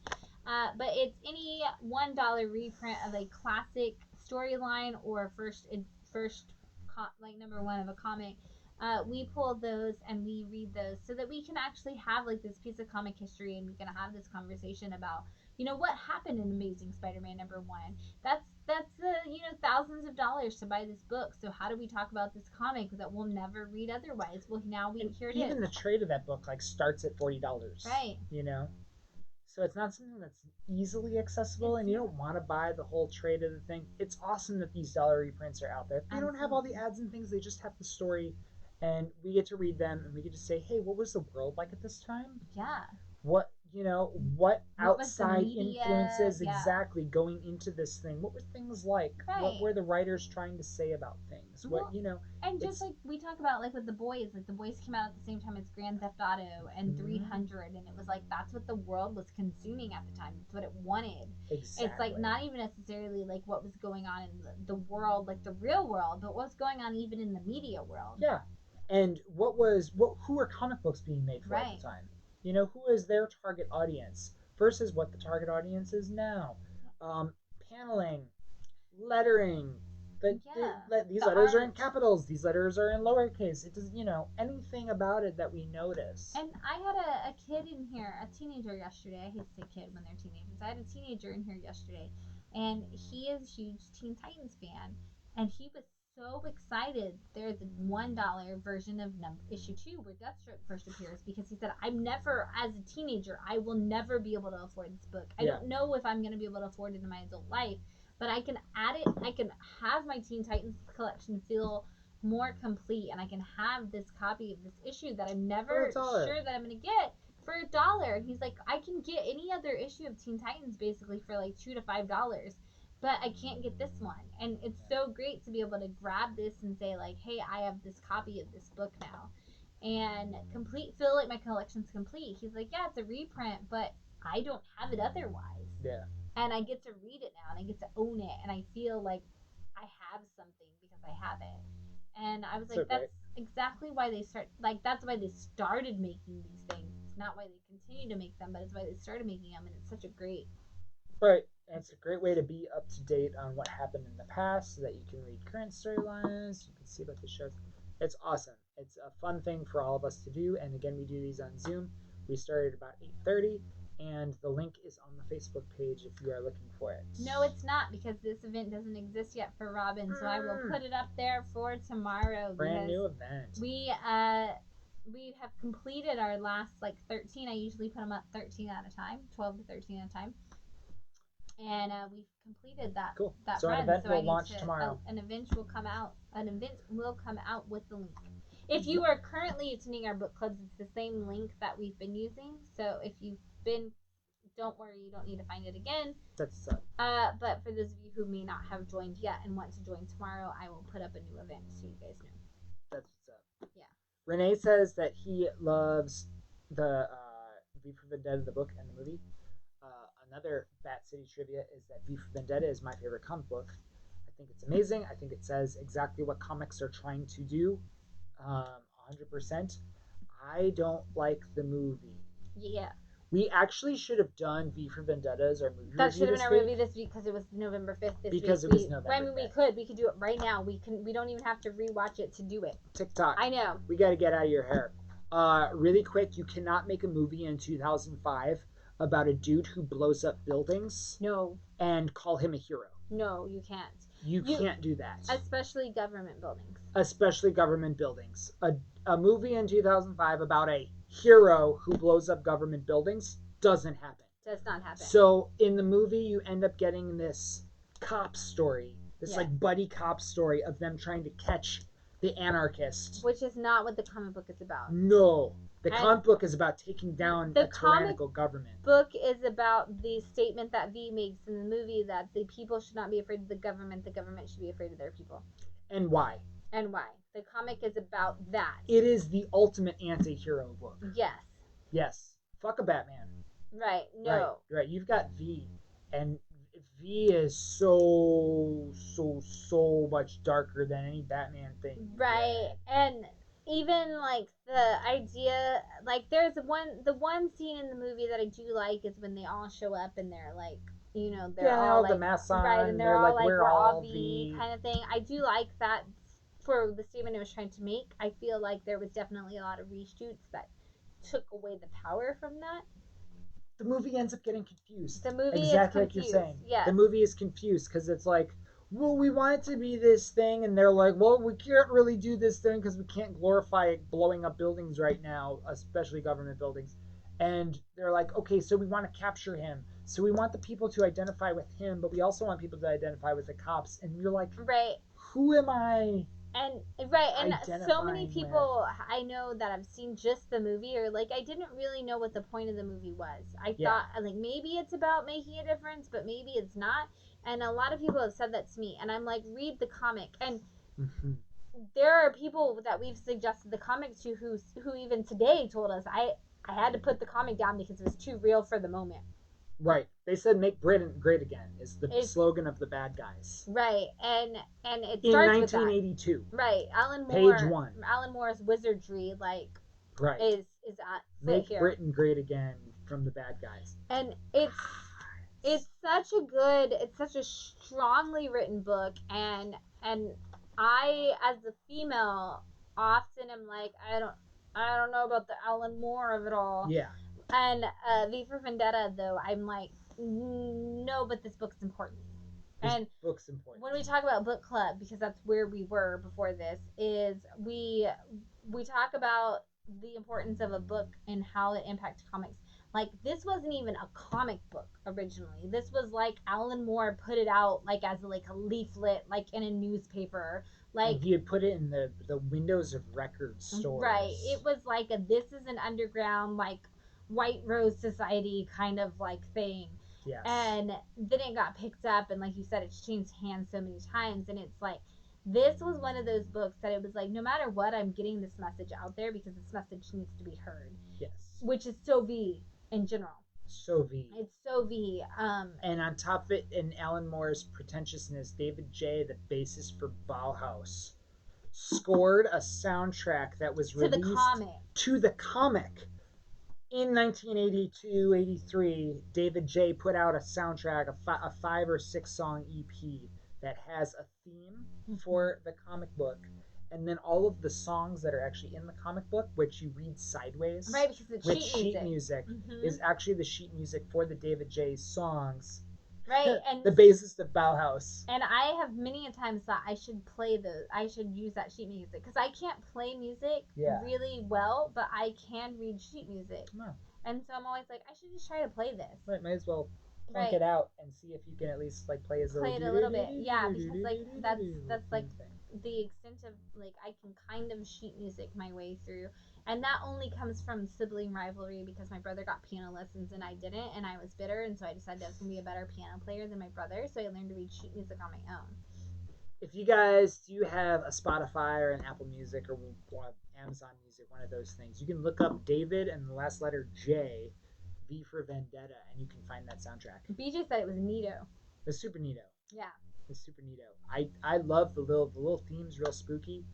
And what a thing, right? To have a soundtrack in 1984 or whatever for your comic book, right? Your underground comic. And if you guys don't know Alan Moore, Watchmen didn't come out until 1986. This is like his first significant work of comics. And if you also saw the movie, I don't like the short hat design. I like the tall pilgrim hat. I think it's much more evil and revolutionary. And then there's all these cool silhouettes where he's all like spindly, all Nosferatu style on the wall with this tall, pointed kind of witch-looking hat. And the story of like the people in the government is so much stronger and detailed and stuff too. So if you evil. Yes. They painted evil. If you guys don't have a copy of V for Vendetta, we have copies in the store that actually come with the mask, and it's only $10 more than the trade actually it's $30, and you get a replica, like a really nice replica. Really nice replica of the mask. And the actual full copy of the trade. The trade's one trade. It's the full trade in a cardboard window box with the mask. Right, we should have brought those on for the 5th of November. We should have called this remember the live stream or something ridiculous. We missed this whole beginning of the live stream, and it's literally, if I could get rid of every single comic in this store and you walked in, there's one comic on a pedestal in this bookstore, it would be V for Vendetta. It actually is literally on a pedestal. It is literally on a pedestal. It is literally on a pedestal in our store. But seriously, if I could get rid of every single book in here and only keep one, Superman 39 is on that, which is the issue where he goes to a cancer ward and flies them off into space and gives them a Make-A-Wish. Besides that, it's V for Vendetta.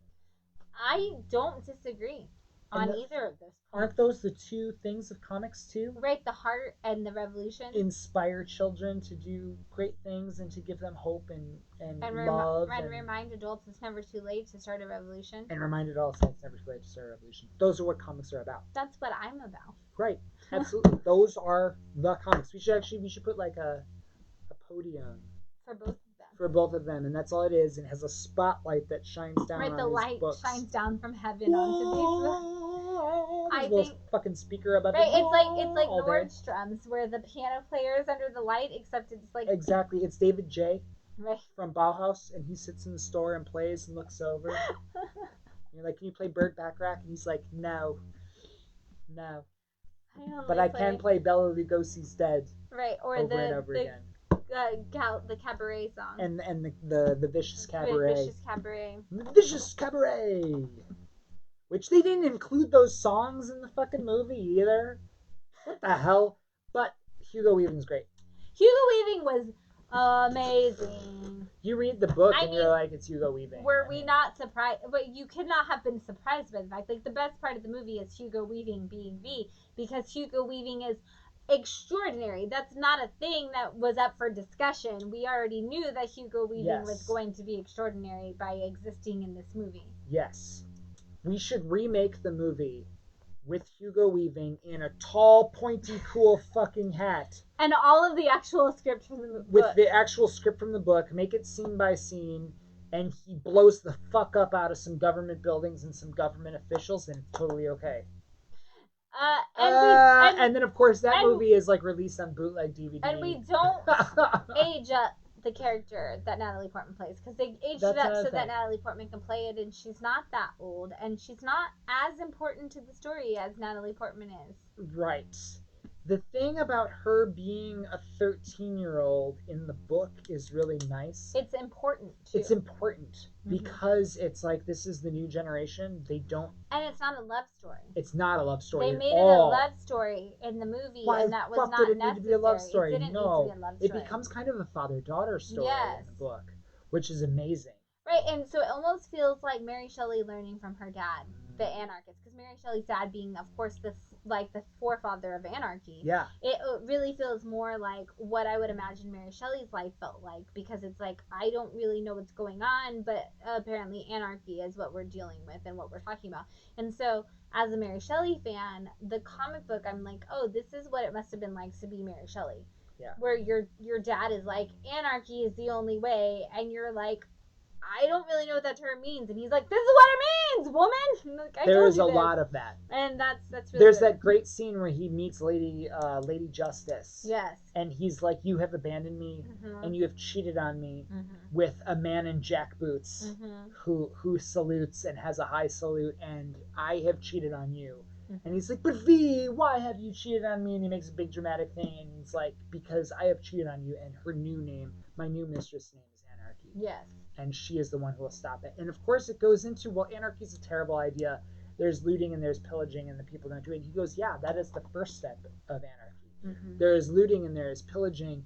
And after the equilibrium sets in, then we actually have true anarchy where the people are able to govern themselves. Yes.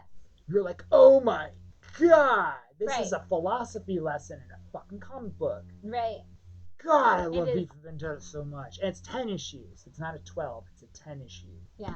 thing. And we do have some of the issues of V for Vendetta, which do. would have been our keys tonight if you we had fucking planned. I even texted my friend in London and said, remember, and he's like, yeah, the gunpowder treason and plot. And I didn't think about that. Did you have a conversation with Pete about... I did, and he said this year we didn't do fireworks. There's actually a public fireworks display every year in London. That's wonderful. On the 5th of November. And I'm like, so wait a minute, they celebrate the anarchy and the overtaking of the government. The government celebrates that, and he's like, yeah, well, it's important to never forget that, I guess. Right, that's the whole point. Remember the 5th of November. Right. There never shall there be a reason why I would ever forget the gunpowder treason. Right. And so, which is weird. It's kind of like if we were to remember the Boston Tea Party. Right, if we actually threw tea in the harbor every year. Every year. And then it's like, why don't we just not pay taxes? Fuck y'all. Right. Well, I'm like, I don't know why we don't throw tea in harbors every year. Yeah. Right. Yeah, fuck you. Right, my family was a part of all of these historical events in all of America, so I'm like, let's throw some tea in some harbors. I'm all about that. The second you get done reading V for Vendetta, you're like, let's throw all the tea in the harbor. Let's throw all the tea in the harbor. How do I make bombs? Yeah. Yeah, you read V for Vendetta and you're like, I gotta do something. You're like, right, you're like, what am I gonna do? Is this illegal to buy guns? Right, right. You don't know where you stand anymore in the world, and you want to figure it out real fast because you need to. If you guys haven't read V for Vendetta, please read V for Vendetta. Read it's such a cool comic book. It's everything that we talk about and we want comic books to be. V for Vendetta is. Yeah. Everything that we talk about Alan Moore being the genius comic book writer that he is, even with the crazy Alan Moore of it all, this is why. This is why there's a Watchmen. This is why people talk about Alan Moore. It's like Watchmen is the reason why everybody knows his name, but the reason why Alan Moore was picked up to do Watchmen why he lives in a castle now. Right. I mean, he lives in a flat. He was in a flat? I'm pretty sure they were just like downtown. Castle. I don't think it was a castle when Donnie told me he went to their castle. Was it? Oh, I don't know. I thought it was just like on the street. Yeah. The picture just looks like it's on a normal street. I don't know. Castles are on normal streets in England, it's so true. I don't know. It's true.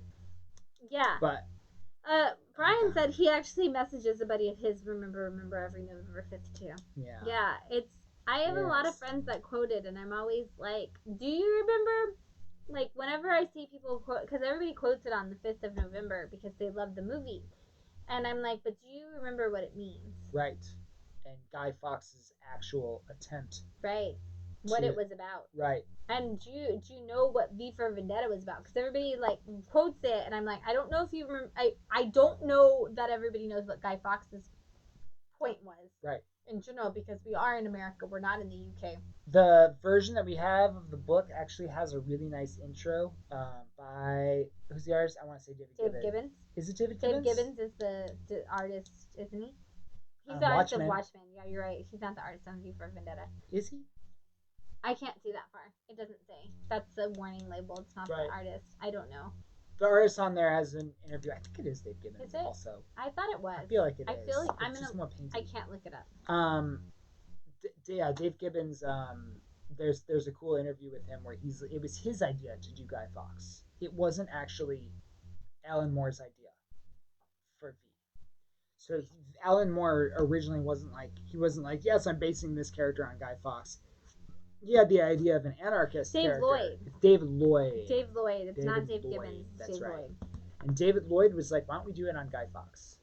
This is like a cool thing. We can make a mask out of it that looks like Guy Fawkes with his curly mustache and everything. And that was a totally different thing. It wasn't Alan Moore at all, which is right. And then Alan Moore was like, that's genius. Like, which is very different than Alan Moore now, where you would not have a say so in things. Brian says he's from the colonial area of Virginia, so overthrowing the British is common. My family came on the Mayflower, and I feel like there's not enough overthrowing of things in my family. Right, y'all got the fuck out of there. Right, I'm like, after midnight, we're allowed to swear. We should definitely overthrow more things in my family. I feel like we're not doing that enough. Yeah, your family doesn't care about overthrowing things anymore. Right, we got to do that. Let's give something away. Is this the last one? We have one more. We got one more. Oh wait, it's this one.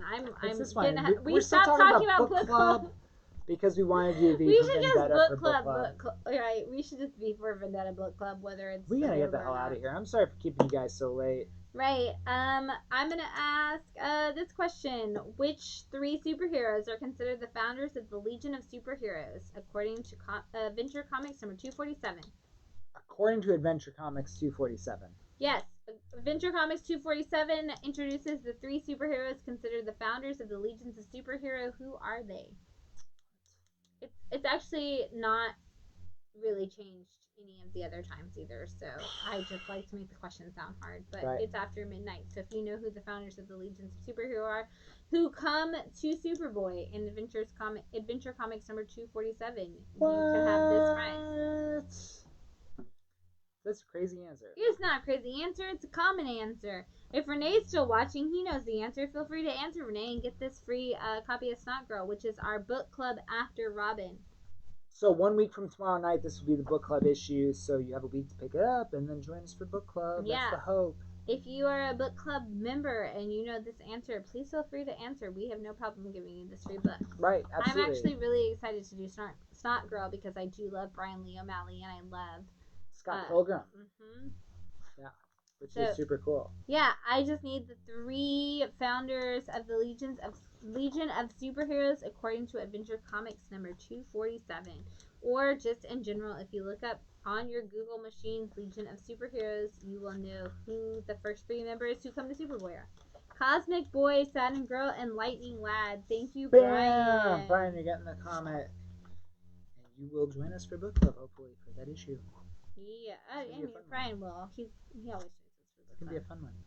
Yeah. All right. Next thing, comic industry news. I got 2 things.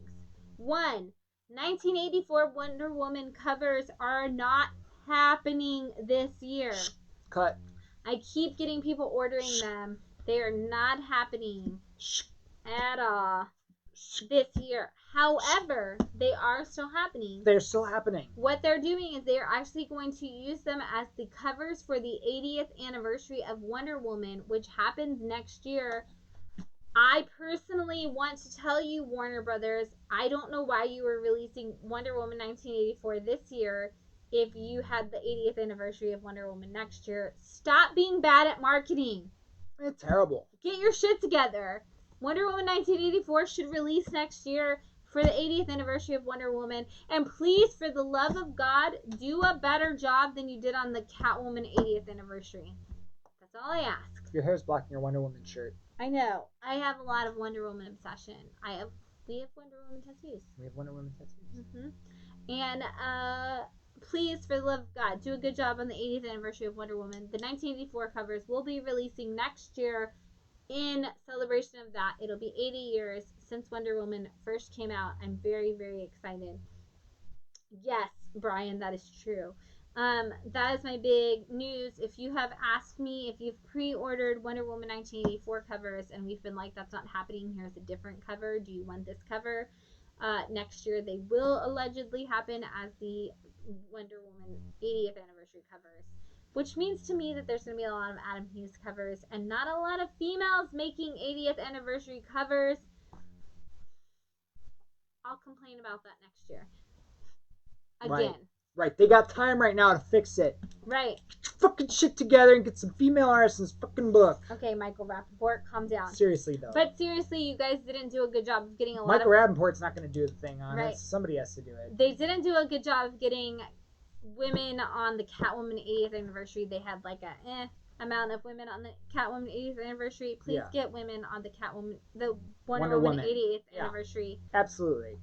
Please just make it entirely women done 1980 or 80th anniversary Wonder Woman book. There doesn't need to be men on there. No. There doesn't need to be Steve Trevor in there. No. There's a lot of Wonder Woman 80 years worth of celebration that we can do that doesn't need to involve men. Everything doesn't need a fucking love story.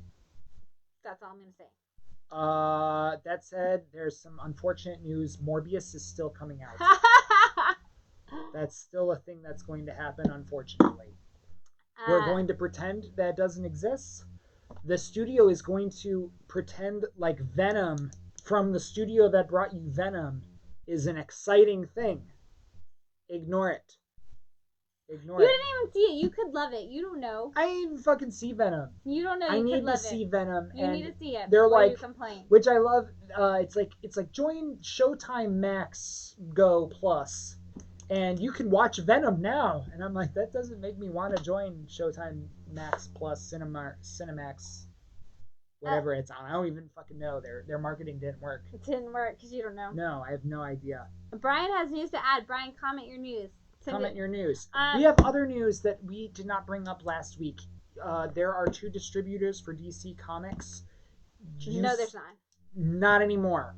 UCS is now gone, which was Midtown Comics. And now there is only Lunar Comics. And so we are dealing with changeovers. Yes. And we don't know if it's working. So book club people know this. We did our order last week. They say that they got our order, but they don't actually confirm your order. And it doesn't show your order listed. And we had to email them. And we're like, did our order go through? Here's our PDF receipt of our order. And they're like, oh yeah, we got it. Right, it says that we ordered it. So anyway, if for some reason DC Comics are not here in 3 weeks, I'm sorry. I didn't change distributors. We ordered the fucking comics. Right. We did not ask DC to leave Diamond. We have no problem with new comic books coming out on Wednesdays. We're closed on Tuesdays. Comics aren't on sale until Wednesdays. Anyway, so we'll keep you guys posted on what's going on with this. We have no idea. That's that. No fucking idea. And we don't care. Yeah.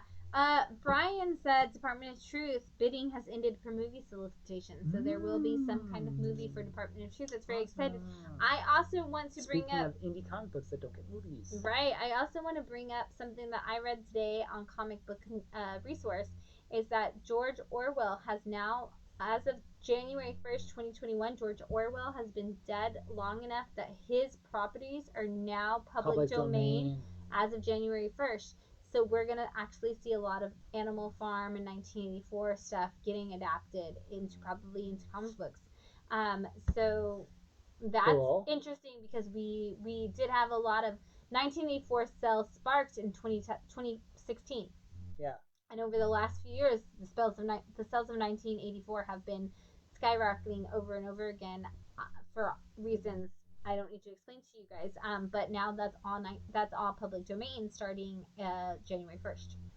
And we actually just had a conversation in the store the other day, me and one of our subscribers, about Animal Farm. So I'm really curious to see what becomes of George Orwell's works in the comic world. Absolutely. Last thing on our comic book news, Brian, have a great night.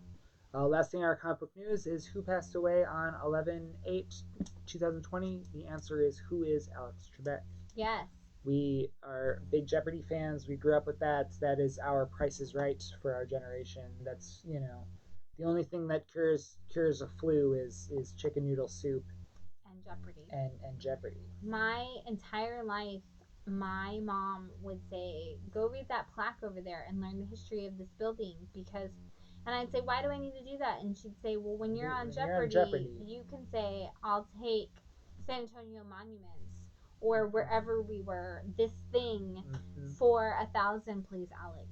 Yes. And the answer is Daily Double. Right. And I spent my entire life training. I've actually filled out and competed in the Jeopardy challenge to be on the show more than once in my life. That's amazing. And trying to get on the show and be selected. And now the show's over. And as far as I'm concerned, yes. I don't want another host. I don't want to ever go on without him. Mm-hmm. I mean, not like in life, but on the show. Right. But yeah, that is a huge part of my life. I can't remember a point in my life where even reading the encyclopedia wasn't like, I'm going to need this on Jeopardy someday. When I was a kid, there were only 2 game shows. You either had Wheel of Fortune or Jeopardy. That was it. Mm-hmm. That was it. And one was trivia based, and one was not trivia based. One was Scrabble. Exactly. And that was it. Mm-hmm. That was all you had. Everything else didn't really matter. And one was on NBC and one was on ABC, and that was it. Right. And it's funny now to look back and it's like, well, that's kind of it, because didn't Pat Sajak pass away? No, Pat Sajak's still alive. Still alive? Yeah. I thought he came and down. And CBS, not ABC. CBS. Yeah. CBS. No, I think he's still fine. Good. He's had a lot of plastic surgery, so you probably don't know. Okay. But yeah. Okay. But you know, sad day, and just wanted to mention that. Yeah, I appreciate that because it's a really sad day for me. That was like the first thing I woke up to today was that Alex Trebek had died, and a lot of people pointed out that Sean Connery and Alex Trebek died on the same week, which for Saturday Night Live fans is a huge sketch. Right.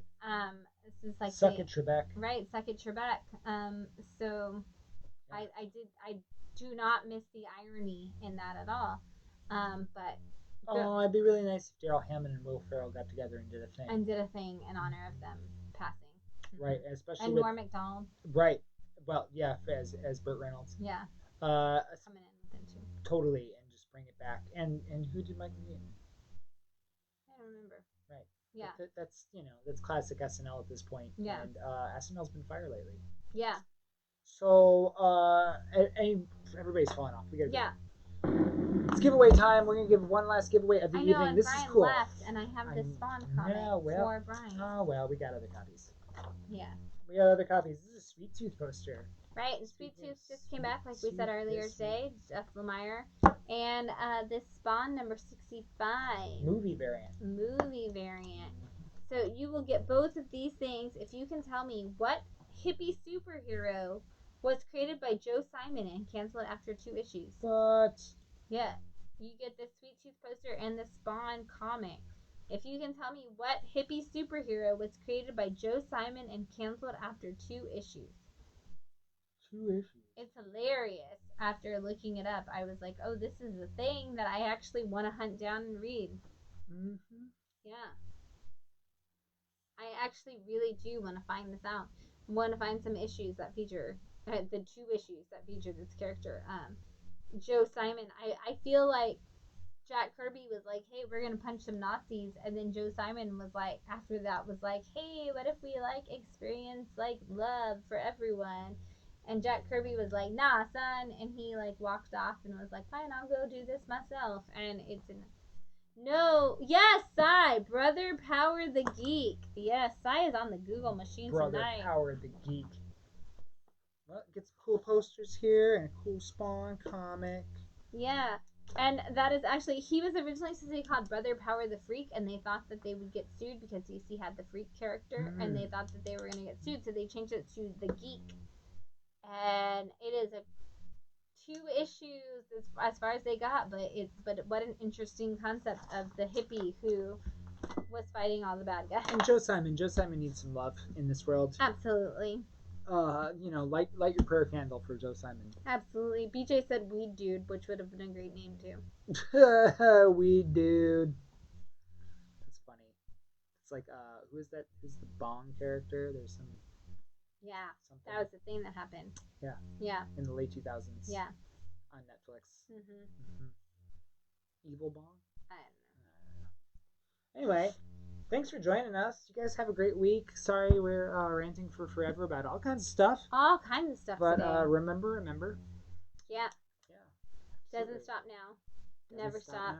Never stops. Never stops. Keep doing what you need to do to make change in this world and to be a good person. Do some dope shit. Dave Chappelle said it best last night. Find somebody to do something nice for that doesn't necessarily deserve it. That you don't think deserves it, I guess is a better way to say that. Because absolutely. Do something for somebody that doesn't deserve it. Yeah, there's a lot of times where we were mean to people who didn't deserve it. So turn it around and be nice to people who you don't think deserve it. I think Dave Chappelle said that really wonderfully last night. Yeah. So go out there and do something nice for somebody you don't think necessarily deserves it, just because we need more good in this world. Yep. Now's the time. Yeah. This is a turning point for things. We've got a cool turning point. Let's see what happens. It's always the time to do the nice thing. It's always the time to do the nice thing. And get V for Vendetta. Yeah. As a handbook. Absolutely. And Man-Eaters. Yeah, absolutely. Again, thanks for joining us. We'll see you tomorrow night at 8:30 for a book club of Chuck Dixon's Robin #1 of the miniseries. Until then, have a great week, and have a great night. Bye, thanks, everybody.